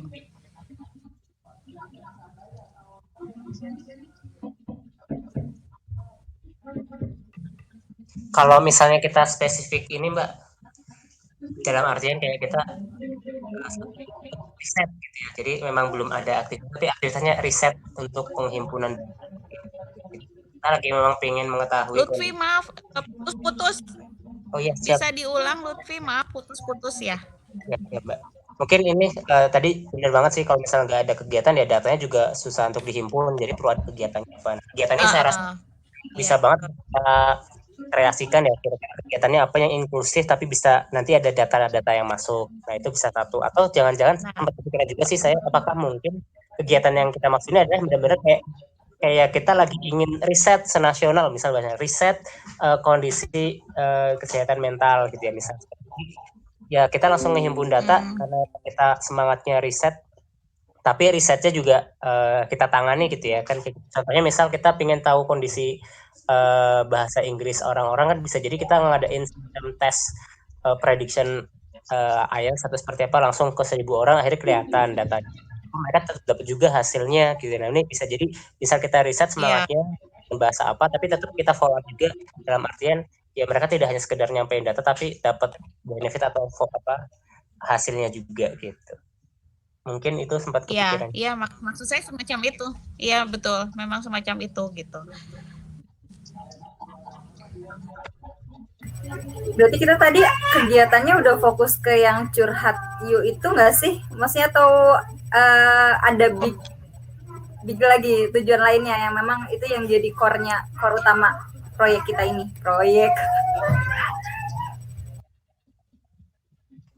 Kalau mimpi jangka panjangnya kan kita ingin menghasilkan rekomendasi supaya tidak lagi kita menyelesaikan yang sudah terjadi ya. Jadi tidak lagi pemadam kebakaran. Jadi memang butuh data banyak, kondisinya, masalahnya apa, sehingga nanti bisa mengeluarkan rekomendasi itu. Jadi fokusnya curhat itu, tapi dalam rangka penghimpunan data, entah mungkin bisa jadi ruang curhat BMK Salman melakukan sebuah riset untuk mengetahui dan sebagainya dengan apapun itu, untuk akhirnya nanti keluarnya rekomendasi yang bisa jadi hasil akhirnya juga kita publish juga ya, karena kan kita tidak akan menghasilkan data perorangan ya, tapi komunal. Jadi sangat bermanfaat di banyak masjid, sehingga masjid bisa jadi nanti rekomendasinya untuk masjid juga ya, masjid bisa apa untuk follow up ya, bisa kayak gitu. Saya mau ada pendapat sedikit ya, boleh ya? Silakan Kang. Jadi kalau tadi mungkin ada tanggapan tentang data ya, segi-segi etik dari data gitu. Tentu ada segi etik, kita nggak akan pernah mempublikasikan pernyataan-pernyataan atau ungkapan-ungkapan yang personal gitu. Jadi ungkapan-ungkapan yang memang diungkapkan secara langsung dengan bahasa dari klien atau mahasiswa tersebut ya. Ini kan tergantung kita mengkuantifikasikannya kayak apa. Jadi pertama adalah gimana cara kita mengkuantifikasikannya. Yang kedua anonimitas ya, anonimitas. Jelas ada anonimitas itu. Jadi ketika seorang klien bertemu dengan konselor itu kan nggak anonim kan, pasti diketahui identitasnya. Tapi nanti data yang diekstraksi gitu ya. Data itu kan sesuatu yang diekstraksi ya, tidak muncul sendirinya. Karena dari semua keterangan-keterangan yang muncul nanti nggak semua jadi data gitu. Ada beberapa hal yang kita ekstraksi dari hal tersebut dan harus kita junjung etikanya. Jadi ada anonimitas dan ya gimana cara kita mengkuantifikasikan itu. Gimana cara kita mengeluarkan stimulus ya, misalnya kayak alat tes psikologi lah, itu kan stimulus-stimulus yang sifatnya nggak mudah dipahami arahnya kemana. Dan nanti itu akan tercampur saja sesuatu yang anonim gitu ya, antara data si A, si B, si C, si D, si B, si E, itu akan menjadi grafik, itu akan menjadi distribusi frekuensi, akan menjadi angka gitu ya. Nanti akan ada anonimitas. Nah, sebenarnya kepentingan mengumpulkan data itu yang paling gampang ya kuesioner ya, angket yang disebarkan seluas-luasnya. Nggak harus menunggu masuknya klien gitu. Jadi maksud saya, kalau saya kan ngikutin arus saja nih dari teman-teman, karena memang sudah ada yang existing, yaitu pojok curhat gitu ya. Itu dilanjutkan aja, tapi bersamaan dengan fungsi utamanya yaitu menyelesaikan masalah. Masalahnya ya kasus per kasus, case by case gitu ya. Sambil pula kita mencoba untuk memahami pola gitu aja. Kita mencoba untuk memahami pola dan kalau kayak begitu kasusnya, berarti ya memang etikanya kita nggak mencampur adukan antara konseling dengan pengumpulan data. Maksudnya kita nggak memasarkan jasa atau jasa konselingnya, ya konseling lah sebanyak-banyaknya gitu. Karena kan ya seperti yang tadi Lutfi katakan, nanti ada tanggung jawab untuk memfollow up itu gitu. Ada tanggung jawab untuk memfollow up itu, sementara sumber daya mungkin nggak akan bisa mengimbangi banyaknya keluhan yang masuk. Karena ada tanggung jawab itu kan. Walaupun sebenarnya begini, justru kekuatan dari data itu kan adalah kita mengambil central value lah ya. Misalnya modus dari masalah-masalah yang masuk, atau interval dari masalah-masalah yang masuk. Nanti kan kita identifikasi. Jadi orang itu masalah memang spesifik ya, orang per orang, secara individu, secara personal itu sangat spesifik. Walaupun masalahnya sama-sama akademis, tapi kan tetap ada segi-segi yang khas. Mungkin yang satu masalah akademisnya tuh lebih karena dia kesulitan untuk mencerna materi-materi yang membutuhkan penelusuran literatur. Yang lain juga masalahnya akademis, tapi masalahnya lebih kepada dia kesulitan untuk tugas-tugas kelompok gitu ya. Tapi kan tetap ada rata-rata yang bisa kita kenali. Ada rata-rata yang bisa kenali. Jadi itu pentingnya data. Jadi misalnya ada 100 keluhan masuk, kita bagi jadi 8. Memang nggak bisa terlalu spesifik. Kalau kita memang mengincar solusi yang sifatnya masif gitu ya, bukan sesuatu yang sifatnya personal, kita bagi aja dari 100 keluhan yang masuk jadi 8 kelompok, 8 tipe gitu. Nah, masing-masing tipe membutuhkan pendekatan-pendekatan yang berbeda-beda. Misalnya, kalau konseling kan personal ya, lebih ke personal satu dengan satu gitu. Tapi kalau kita punya data, jadi 8 kelompok masalah yang tipikal, lalu misalnya itu dibutuhkan intervensi dalam bentuk ya pelatihan lah. Lalu ada satu pelatihan yang diselenggarakan dengan peserta untuk 20 orang. Jadi nanti penyelesaian kita adalah 8 tipe penyelesaian untuk 8 tipe masalah yang dirata-ratakan dari 100 orang. Karena memang seperti yang tadi dikatakan oleh kawan-kawan, ya selain bahwa kita memiliki itikat baik untuk menyelesaikan masalah orang, kita juga punya keterbatasan sumber daya. Nah, logika dari keterbatasan sumber daya adalah kita mengambil rata-rata. Solusi yang kita ambil itu ada segi yang nggak terlalu personal gitu, ada segi yang dirata-ratakan gitu ya. Artinya kesamaan-kesamaan tertentu dari setiap 20-30 orang itu jadi satu solusi, itu jadi satu pendekatan, itu jadi satu program. Gitu. Itu cara kita berkompromi dengan logika keterbatasan kan kayak gitu ya, logika optimasi kan kayak gitu. Jadi memang follow up itu harus dilakukan karena itu tanggung jawab ya kan, komitmen, tapi mungkin nggak selalu bersifat personal. Nah, jadi keunggulan dari data itu kita dapat mengoptimasi lah, kayak riset operasi ya, kita bisa melakukan optimasi. Tapi ya ada yang dikorbankan ya, segi-segi yang lebih intim, segi-segi yang lebih intens, segi-segi yang lebih personal. Nah itu mungkin kasus-kasus yang sifatnya sangat menarik atau sangat signifikan bisa tuh lebih intim gitu ya. Tapi kalau kasus-kasus yang tipikal, gitu, nah bisalah kita adakan hal-hal yang sifatnya masif seperti mungkin training, seperti misalnya seminar, mungkin fokus group discussion dan lain-lain. Nah terus yang lain tanggapan saya gini, saya sebenarnya ya saya meraba-raba aja. Saya yakin BMK bisa jadi mengerjakan hal-hal semacam ini gitu ya. Cuma yang dibutuhkan waktu, karena kan data itu kadang-kadang nggak selalu bisa kita push supaya dia terkumpul 3 bulan, enggak. Yang penting adalah kesabaran. Nah, kalau saya sih senang hal-hal yang sifatnya kontinu, sifatnya sabar. Ya. Karena begini, ini kan syiar, ini dakwah. Dakwah itu harus kontinu. Nah, saya banyak diskusi sama kawan-kawan, ya kalangan aktivis Islam muda lah ya, dengan berbagai macam latar belakang keilmuan. Sebenarnya ini udah lama faktanya, mungkin kawan-kawan juga tahu. Kenapa sih kita kalau dalam wacana-wacana, artikel-artikel, esai-esai, seminar-seminar, dan berbagai macam wacana, diskusi, kita sering mendengar bahwa tipikal Islam di dunia itu ada 3 secara umum. Ada Islam liberal gitu ya, ada Islam moderat, ada Islam tradisional. Kalau tradisional tuh yang bermazhab, moderat tuh kayak yang gerakan-gerakan ya, misalnya IM atau Muhammadiyah, orang-orang modernis, Persis. Kalau yang liberal ya kita tahu lah liberal kayak apa, yang mencoba untuk merubah dasar-dasar agama. Itu dari mana asal usul dan popularitas dari 3 kategori itu? Ternyata itu dari Rand Corporation. Rand Corporation itu sebuah korporasi di Amerika Serikat yang kerjanya ngumpulin data. Ngumpulin data, dia perusahaan sangat besar ya, multi-billion dollars company gitu. Dan dia adalah konsultan entah resmi entah tidak resmi dari pemerintahan Amerika Serikat. Apapun pemerintahnya, terutama kalau Partai Demokrat menang, kayak sekarang kan Demokrat menang Biden. Maka Rand Corporation itu akan digandeng karena dia adalah sebuah perusahaan riset yang punya data tentang berbagai macam keadaan di seluruh dunia, termasuk umat Islam. Nah, data itu yang nanti akan dijadikan dasar untuk ya mulai dari perang, siapa dulu yang harus diperangi ini, Libya dulu apa Tunisia dulu gitu. Itu datanya dikumpulkan. Nah, di pikiran kita selalu gampang untuk membagi-bagi umat Islam di seluruh dunia jadi moderat, liberal, konservatif. Moderat, liberal, tradisional. Itu dari hasil kajian mereka. Mereka ingin agar seluruh orang Islam di dunia berpikir bahwa yang namanya Islam itu dibagi 3. Kalau nggak moderat, ya liberal, ya tradisional. Makanya sekarang ini ya banyak lah kita berantem soal, wah lu moderat, bukan tradisional. Oh dia liberal, dia bukan. Jadi cara berpikir kita tanpa kita sadari dari buku-buku teks, dari wacana, dari koran, dari diskusi, dari apapun gitu ya, dari wacana, dari narasi itu memang udah dicetak sama Rand Corporation itu untuk memikirkan Islam tuh begitu gitu. Itu dari mereka, ini nggak secara alamiah tercipta. Emang ada agenda untuk membuat pikiran umat Islam itu berpikir begitu.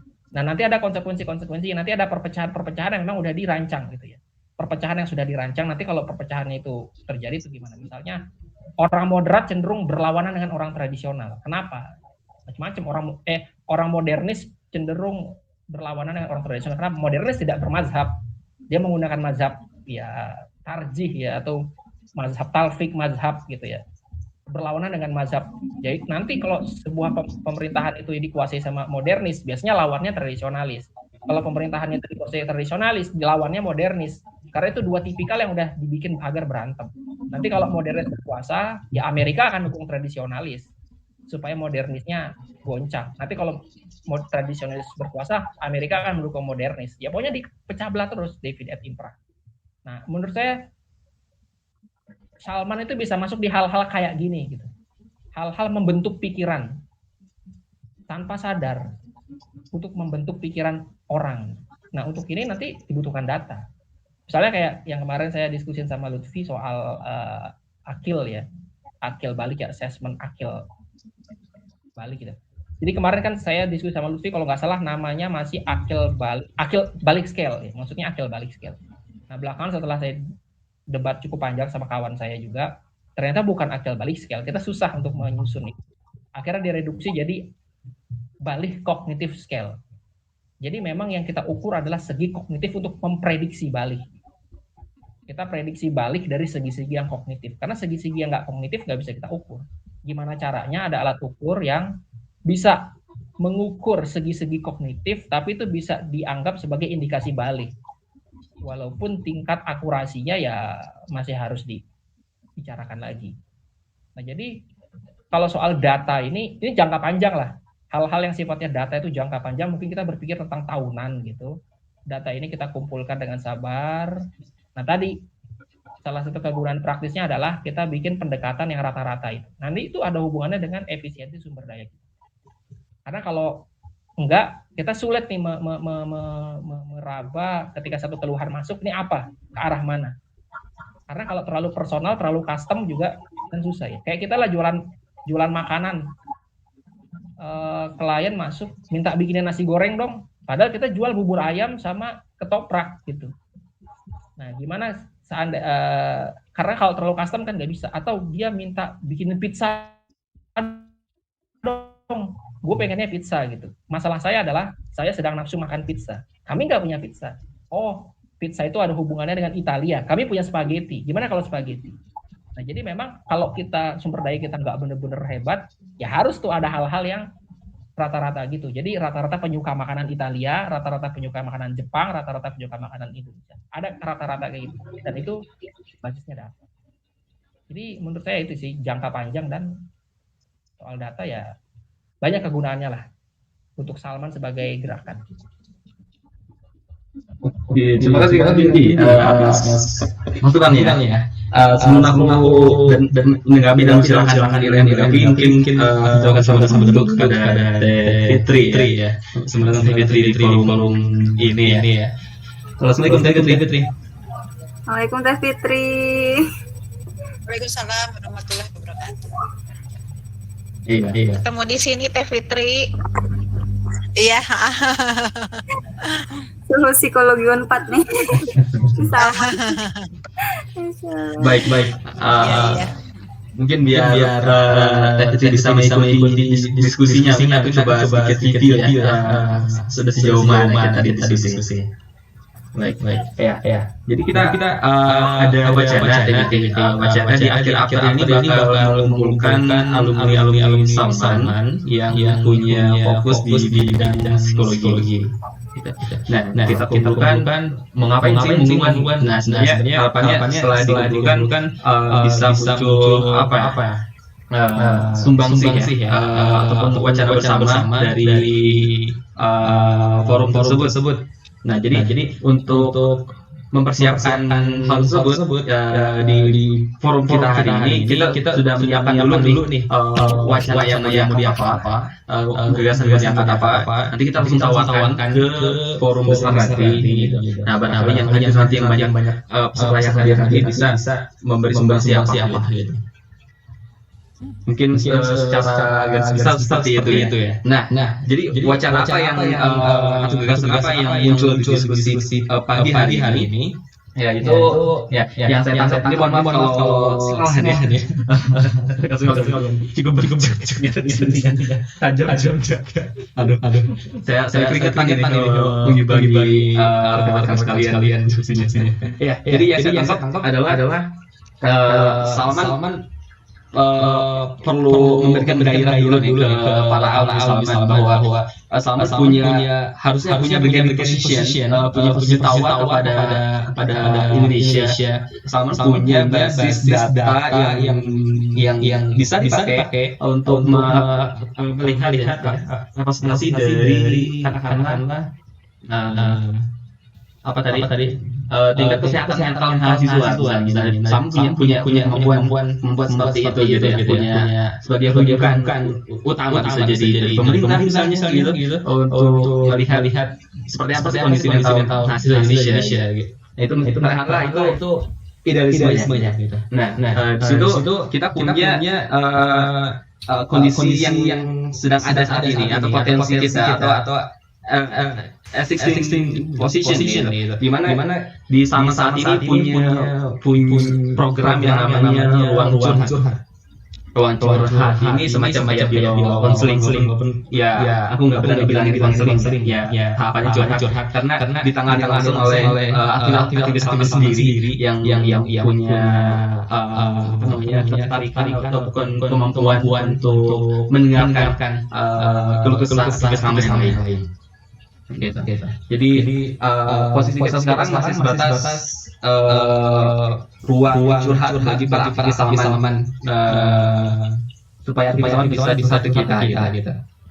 Tadi harapannya yang besar seperti itu, kita punya posisi yang ruang curhat ini, totalnya ini. Nah, pertanyaannya adalah kira-kira supaya si katakanlah kita ambil cuan ini sebagai kapal, gimana kapal ini bisa mencapai pulau tersebut gitu.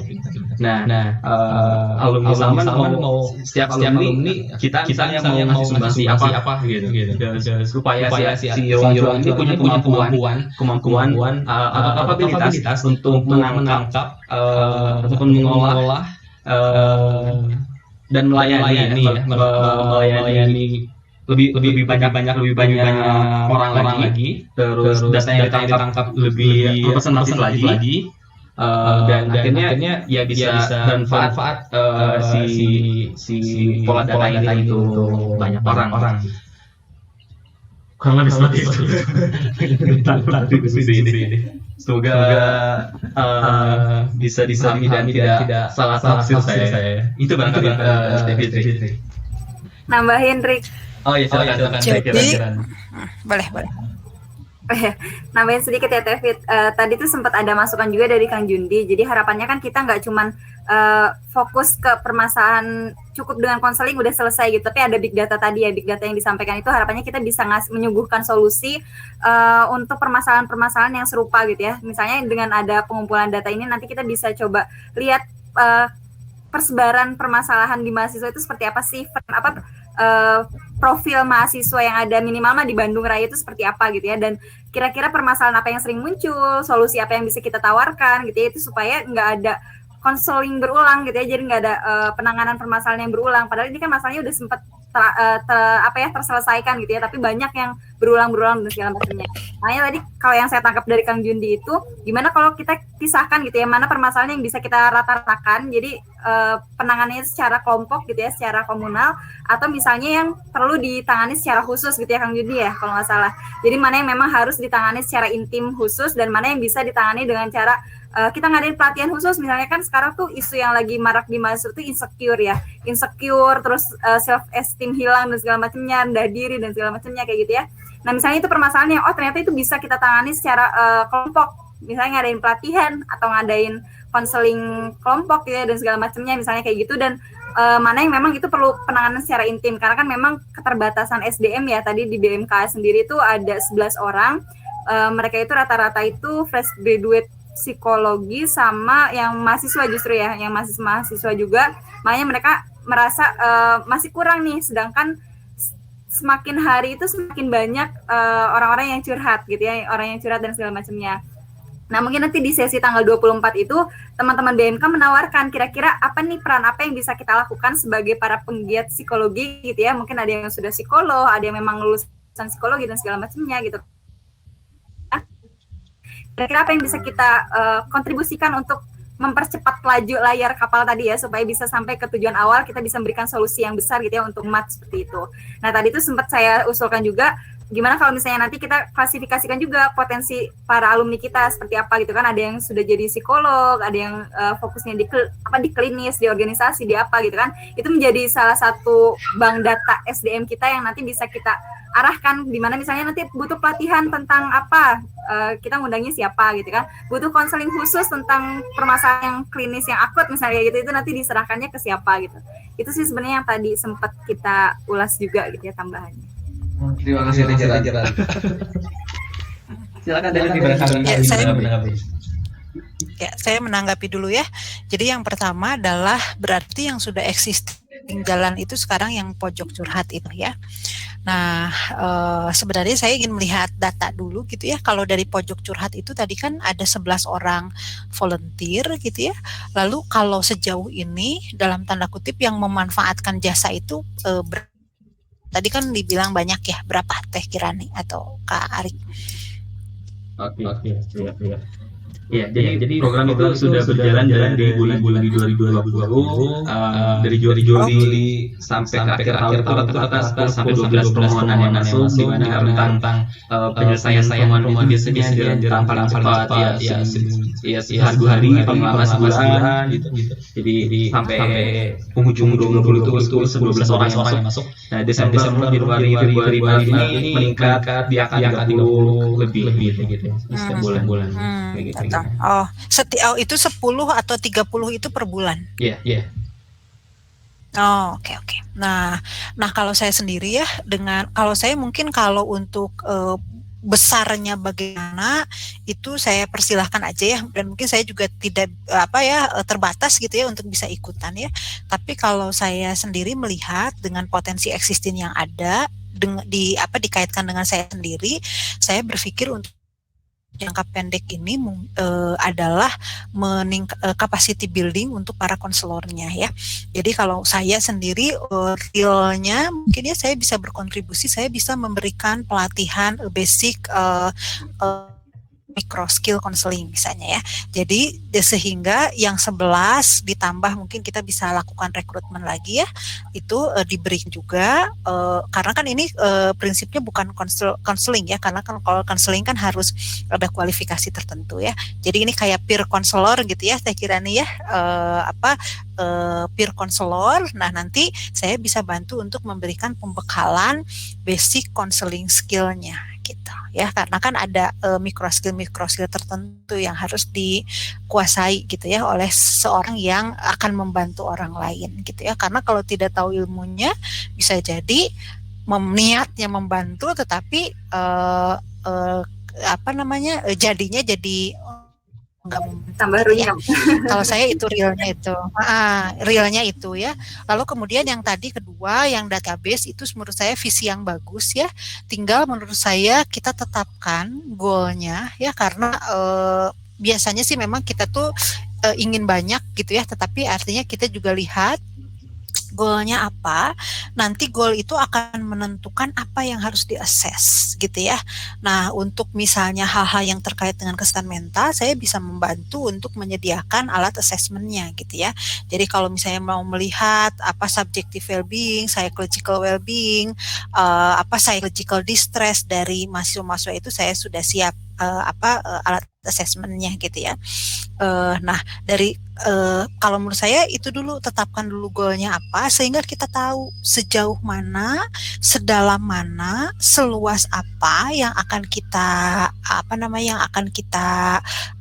assess gitu ya. Karena tadi saya sedikit mendengarkan ya yang tadi Kang Judi, bahwa kita punya tanggung jawab terhadap data tersebut ya. Ketika seseorang sudah meluangkan waktu untuk mengisi data, maka kita punya responsibility untuk memberikan respons gitu ya terhadap data tersebut gitu ya. Jadi kalau saya tidak setuju kalau misalnya kita ya udah yang penting sebar aja apa dulu, enggak gitu ya, kan harus tujuannya ya. Jadi misalnya tujuannya kita ingin berkontribusi untuk meningkatkan kesejahteraan psikologis mahasiswa di Bandung misalnya. Oke, berarti alat ukurnya yang harus disebar adalah psychological well-being, subjective well-being, psychological distress misalnya gitu ya. Oke, nanti setelah datanya yang ada bisa tadi misalnya saran Kang Judi, kita pilihkan mana yang normal, it's okay, mana yang normal bermasalah gitu ya. Berarti misalnya itu bisa dengan coaching misalnya ya. Kalau dan coaching itu artinya klasikal, mana yang bisa grup terapi, mana yang grup counseling, mana yang bisa personal counseling, grup terapi dan personal terapi gitu. Kalau menurut saya sih itu, kalau untuk yang lainnya tadi misalnya ada assessment psikologi industri dan sebagainya, mangga ya big picture besarnya ya, tapi kalau kontribusi saya mungkin bisa di area itu gitu. Masya Allah, terima kasih Fitri. Langsung memberikan tawaran ya, apa yang bisa dilakukan dari saya sangat mengapresiasi ini. Ya, kembali ke tujuan di forum ini pagi hari ini ya. Jadi tujuannya adalah kira-kira apa nih yang mau ditawarkan di forum di akhir bulan nanti gitu ya. Ya, kalau saya coba simplifikasi, nanti boleh dibantah ya sama sekalian. Kalau coba saya simplifikasi adalah kita punya ruang curhat. Nah, kira-kira gimana ruang curhat ini supaya bisa lebih berdaya agar si idealisme yang tadi kita bahas siapa ya? Mungkin pertanyaan itu untuk diangkat di forum. Itu enggak?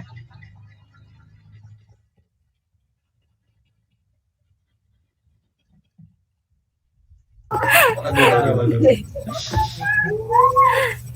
Iya. Kalau kan sini kira-kira. Ah.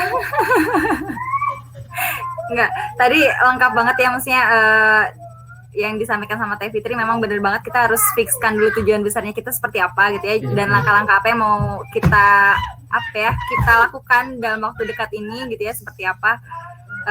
Terus apa lagi ya tadi ya? Oh ya, Teh Fitri, sebenarnya ini kan kita baru diskusi terbatas aja ya, jadi nanti ini apa yang kita bawa diskusi hari ini tuh akan kita arahkan ke teman-teman alumni psikologi atau memang yang bergelut di dunia psikologi di tanggal 24 nanti ya, Rik ya. Jadi memang sekarang kita tujuannya itu memang menyamakan dulu persepsi kita apa yang mau dilakukan yang tadi disampaikan sama Teh Fitri itu kita fixkan di hari ini gitu ya, sama besok mungkinnya tambahan dari briefing kedua, baru nanti hari H itu kita akan floorkan dan nanti akan ajak yang lain itu yuk kita sama-sama mensukseskan ini gitu ya, yang sudah kita sepakati bersama gitu ya. Sekali sudah bantu. Ya banget Kang Jundi, Mbak Nana tuh.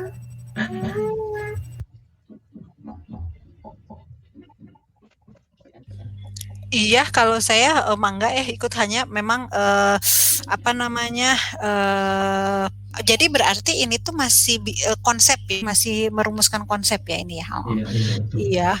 Jadi kalau karena mungkin kalau konsepnya saya serahkan aja ya pada teman-teman gitu ya. Nanti kalau udah jadi gitu ya, saya siap berkontribusi di area kesehatan mental yang tadi ya, sesuai dengan bidang saya kita.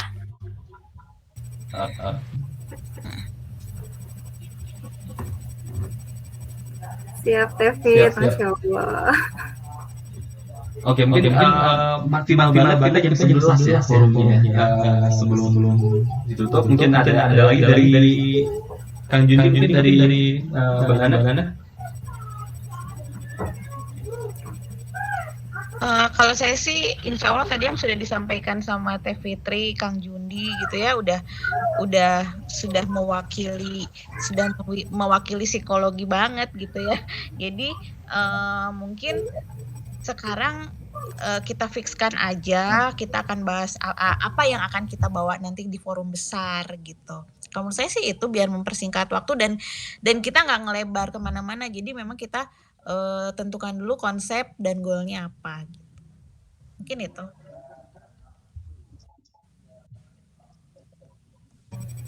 Jadi apa nih Kang Jundi, Arik? Iya. Ada yang diusulkan nggak tuh? Kita mau bawa apa nih?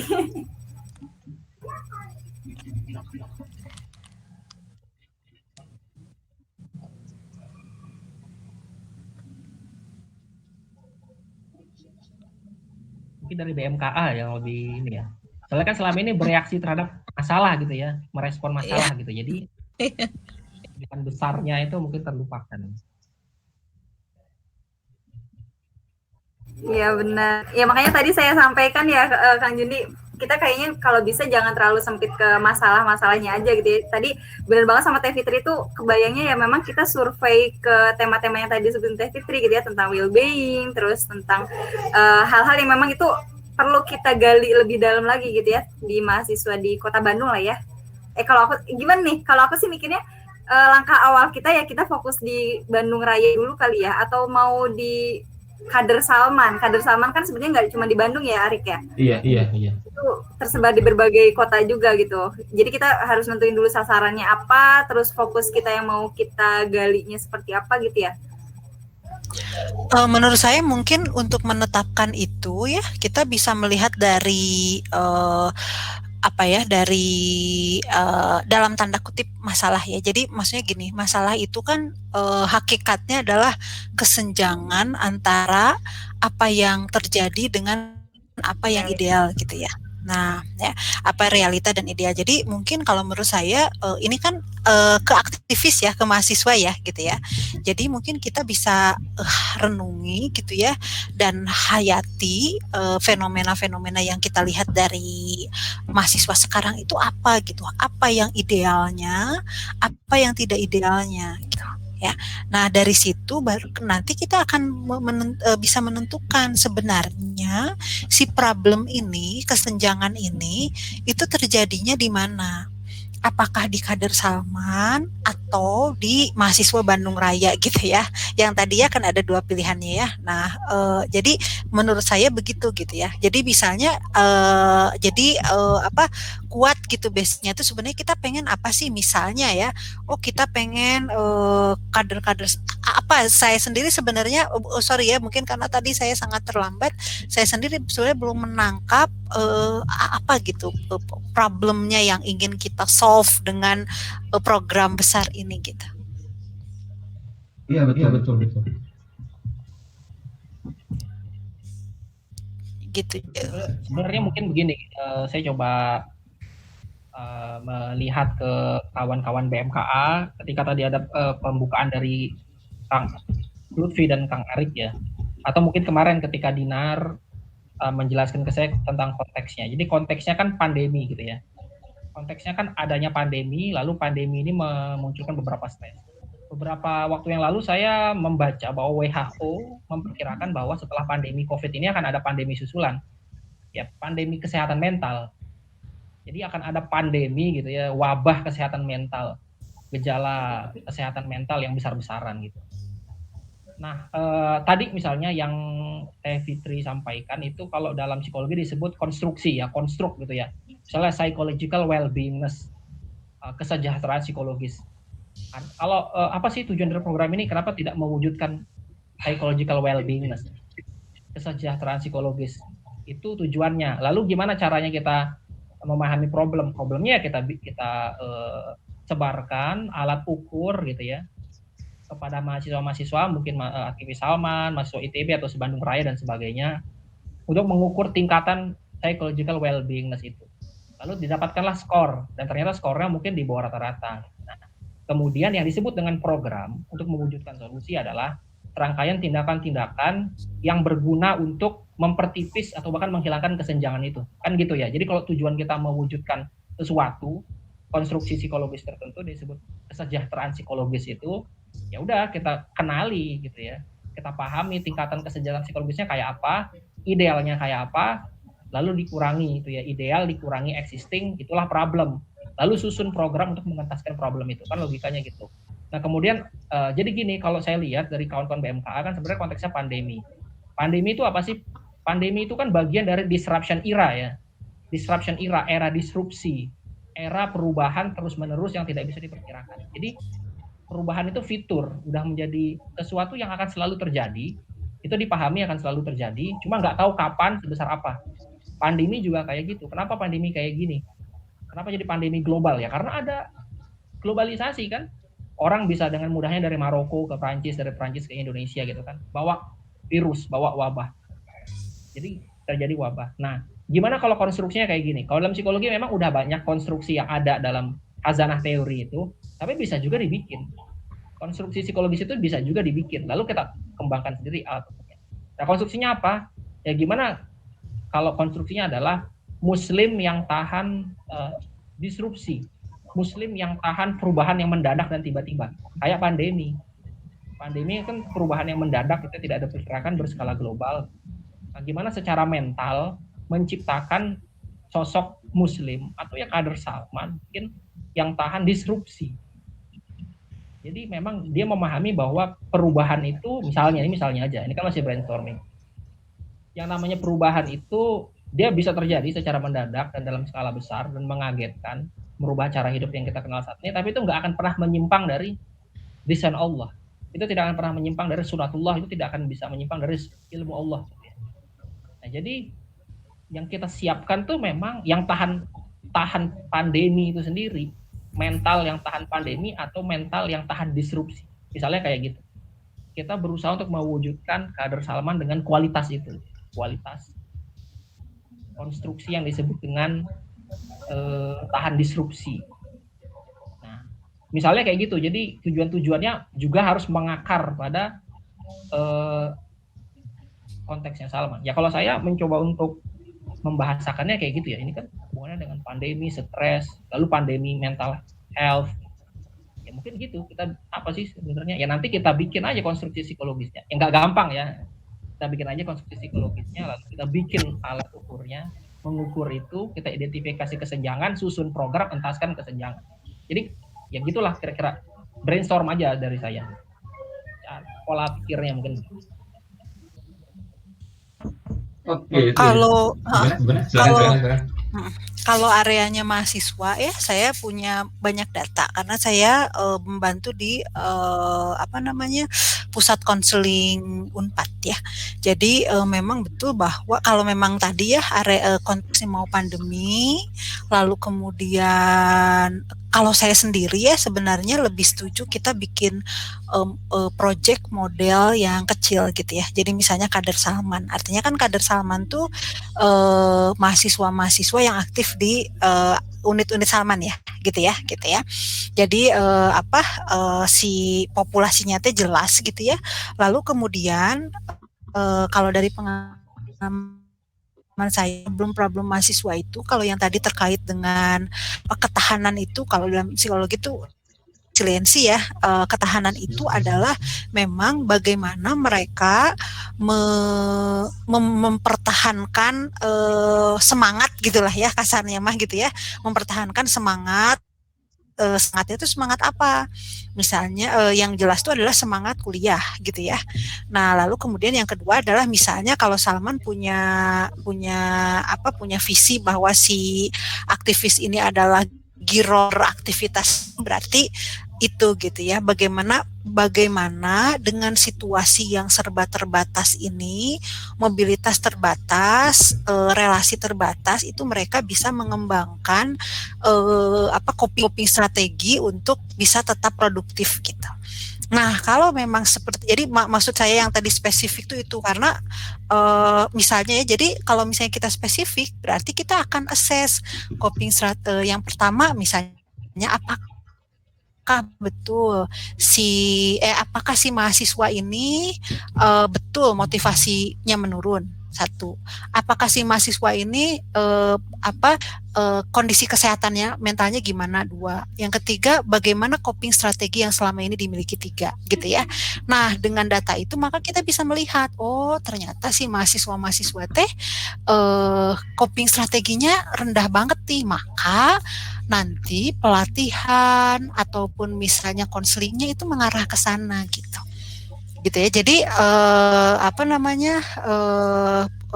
karena kalau dari pengalaman saya biasanya tuh hal-hal kecil gitu loh, yang hal-hal kecil tapi berdampak besar gitu ya, hal kecil tapi berdampak besar, misalnya loneliness gitu ya.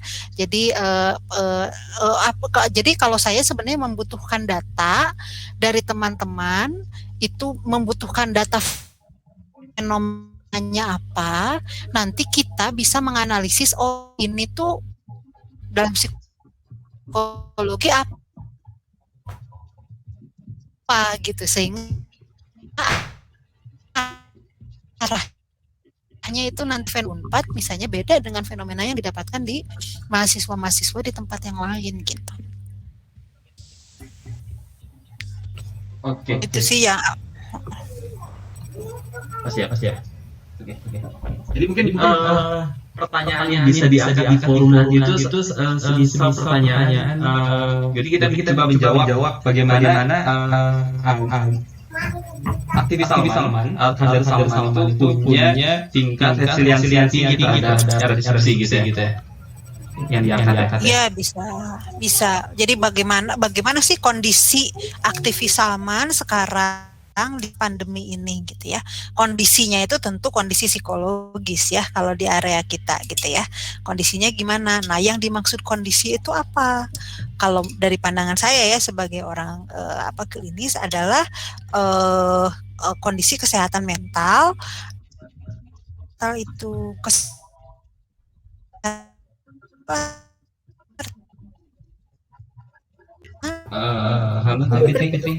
kalau orang yang sehat nih punya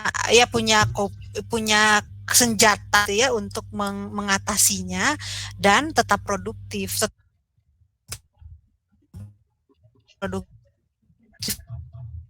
Itu apa indikatornya? mereka kan mahasiswa ya, tidak terhambat, misalnya ya, tidak jadi males-malesan, bolos dan sebagainya gitu ya. Yang kedua adalah sebagai aktivis mereka tetap misalnya program-program tetap berjalan, tetap bisa berkreasi gitu dan sebagainya. Gitu sih kalau menurut saya. Sepakat sih Arik, kalau mau fokus aja di tadi kan di kader Salman gitu ya, kader Salman atau aktivis Salman nanti ditentukan aja gitu ya. Sama memang mulai dari topik-topik sederhana yang mungkin ya fenomenal aja, itu kalau mau ditentukan hari ini hayu gitu, atau kalau mau lebih luas lagi gitu ya, nanti pas diskusi tanggal 24 aja kita tentuin topik detailnya gitu ya, mau kita angkat seperti apa gitu. Oke.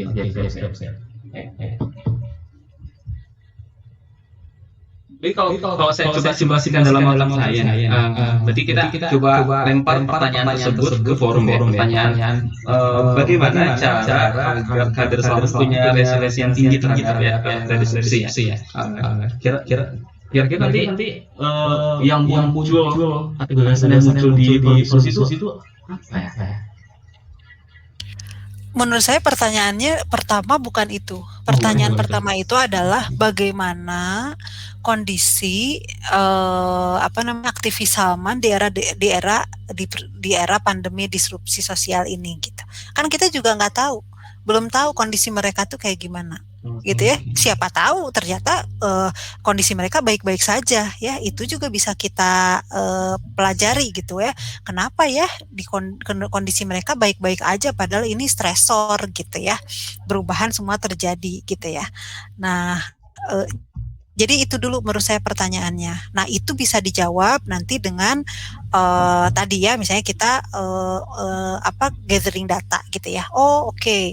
Nah dari situ lalu kemudian kita juga bisa pertanyaan selanjutnya adalah kalau memang ada problem tuh apa tadi? Kalau ternyata tidak sesuai yang dengan diharapkan. Harapannya kan adalah si aktivis ini tuh menjadi manusia yang tangguh ya gitu ya, sebagai muslim dia tangguh gitu ya dengan seluruh kapasitas psikologis dan spiritual yang dia miliki gitu ya. Nah ternyata enggak nih, ada misalnya 50% yang tangguh, 50% yang enggak. Nah lalu kita akan buat apa dengan 50% ini gitu. Gitu sih kalau menurut saya. Iya. Bergambar. Baik. Jadi kalau saya simplifikasi berarti kita perlu screening atau tracing ya dari kondisi kader Salman. Terima kasih.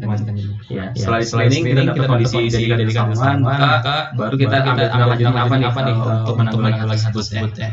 Dan di situlah wacana atau follow up dari hasil kumpul tanggal 24 nanti gitu ya. Iya, dan sebenarnya menurut saya bentuk intervensinya itu belum bisa kita tentukan sebelum kita dapat datanya gitu. Iya. Ya, karena berangkat. Nah, punten banget saya ini jam 11 ini harus pergi ya. Jadi saya tunggu kabarnya aja mungkin ya dari teman-teman. Saya insya Allah apapun programnya akan membantu sesuai dengan apa yang saya bisa gitu. Terima kasih. Ya, nun Teh Kirani, ya Teh Nana, Ristami, Kang Jundi, Lutfi, Arik. Hapunten, pamit dulu. Iya. Terima kasih. Itu barangkali rekan-rekan sekalian yang mungkin pertanyaan yang tema yang diangkat untuk forum nanti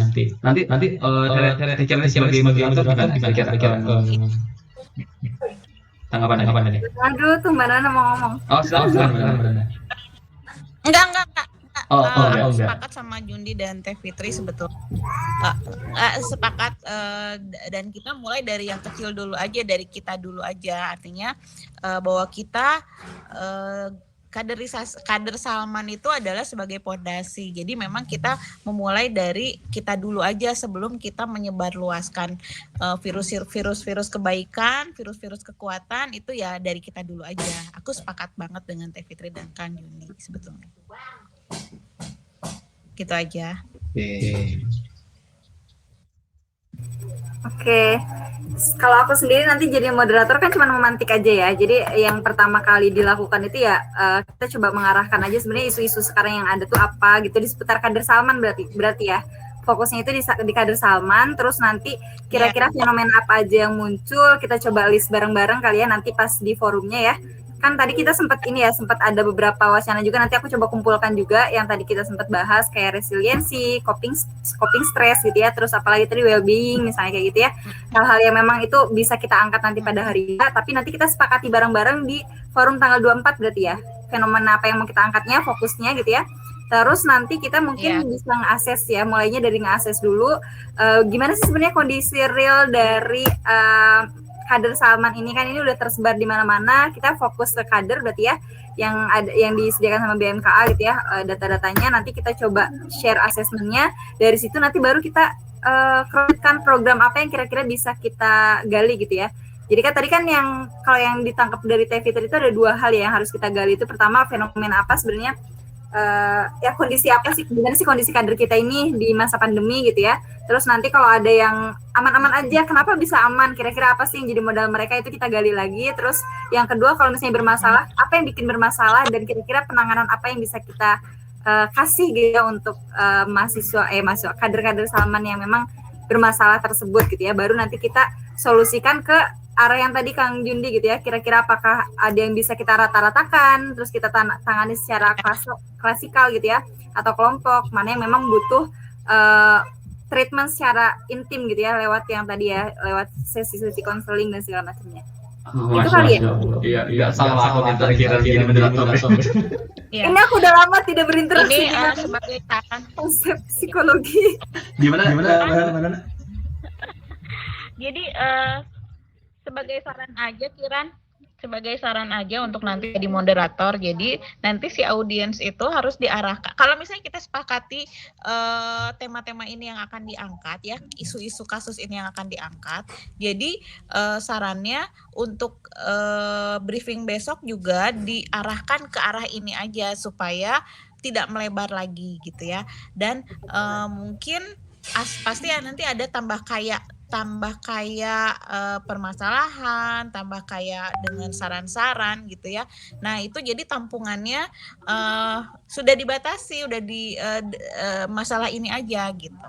Masalah yang akan diangkat ini aja. Jadi Kiran nggak bingung, nggak ngelebar juga besok diskusinya, briefingnya gitu maksudnya. Nah berarti besok aku harus ikut kayak nyarik ya. Maaf pikiran. Iya ikut Kiran. Siap. Besok apa agenda Kiran? Iya, enggak, aku kira tuh hari ini gitu ya difokusin hari ini semuanya ikut, ternyata memang nggak bisa ya, nggak apa-apa sih. Dan emang harus kayaknya kalau aku nggak ikut khawatirnya besok ada bahasan baru lagi, aku nggak tahu kan ya ketika hari seperti apa gitu.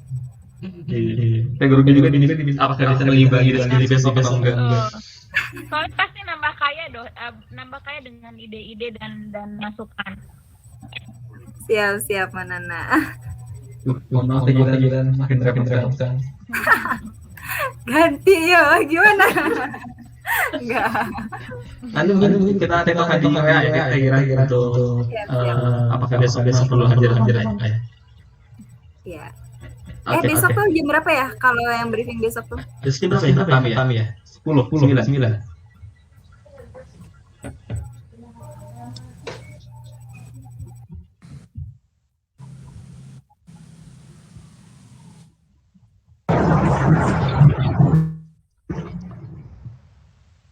Jam 9 juga, Kak. Oh, jam 9 juga. Oke, siap. Oke, siap. Pagi. Aduh, gini kayak Loh, ya Allah, kayak siapa aja. Oke, kita sampai di ujung sesi diskusi kita kawan sekalian. Sudah 2 jam 7 menit. Terima kasih sudah meluangkan waktu 2 jam di weekendnya, pagi harinya yang harusnya bersama dengan keluarga, di mana ketemu Frik ya, membantu BMKA. Harusnya bersyukur banget nih kita bertemu dengan Kang Jundi, kita sama Mbak Nana gitu ya. Mungkin kita tutup aja sekalian ya, lebih cepat kita tutup dengan ucapan hamdalah dan doa majelis. Alhamdulillahirobbilalamin. Subhanakallahumma wa bihamdika asyhadu an la ilaha illa anta astaghfiruka wa atubu ilaik. Sekali lagi terima kasih untuk Tekiran, Mbak Nana dan kami Judi. Tadi ada David juga yang sudah menyempatkan hadir meluangkan 2 jam lebih 7 menit waktu yang berharga. Semoga dibalas kebaikannya ya. Kita belum sangat siap. Ya, semoga dibalas kebaikannya, disehatkan keluarganya dan diberkahi rezekinya. Amin. Itu ya, mohon maaf dari hari ini yang Pamitan. ya kesampaian panggil dirinya. Ini pengen banget Arik. Semoga bisa belajar lagi dari diskusi kita. Terima kasih banyak Mbak Nana yang lanjutin juga Tekiran juga ya. Nanti sampai jumpa di tanggal 2 April ya. Jam 4 jam berapa ya? Sampai Oh, jam 9 sampai 12 kalau nggak salah. Oke. Memastikan ya, aku saya mohon izin. Assalamualaikum. Oh ya, Oh, Waalaikumsalam Mbak waalaikumsalam. Nana, Mangga. Ini aku mau coba masukin lagi ya Jun Iya, ya. ada Satu lagi. kira.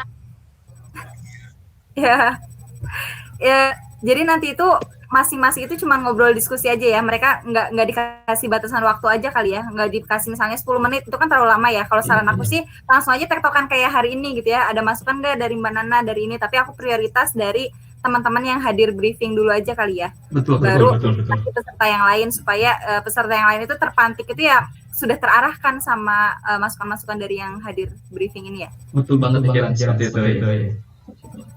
Oke. Ya, dan jam 8 sih kalau di itunya. 12, 4 jam lama juga. Tapi enggak harus 4 jam kira-kira. Siap. Ya. Oke, udah ya. Oke, terima kasih Tekiran Judi. Boleh. Ini gak ruang. Ya, assalamualaikum warahmatullahi wabarakatuh. Assalamualaikum warahmatullahi wabarakatuh.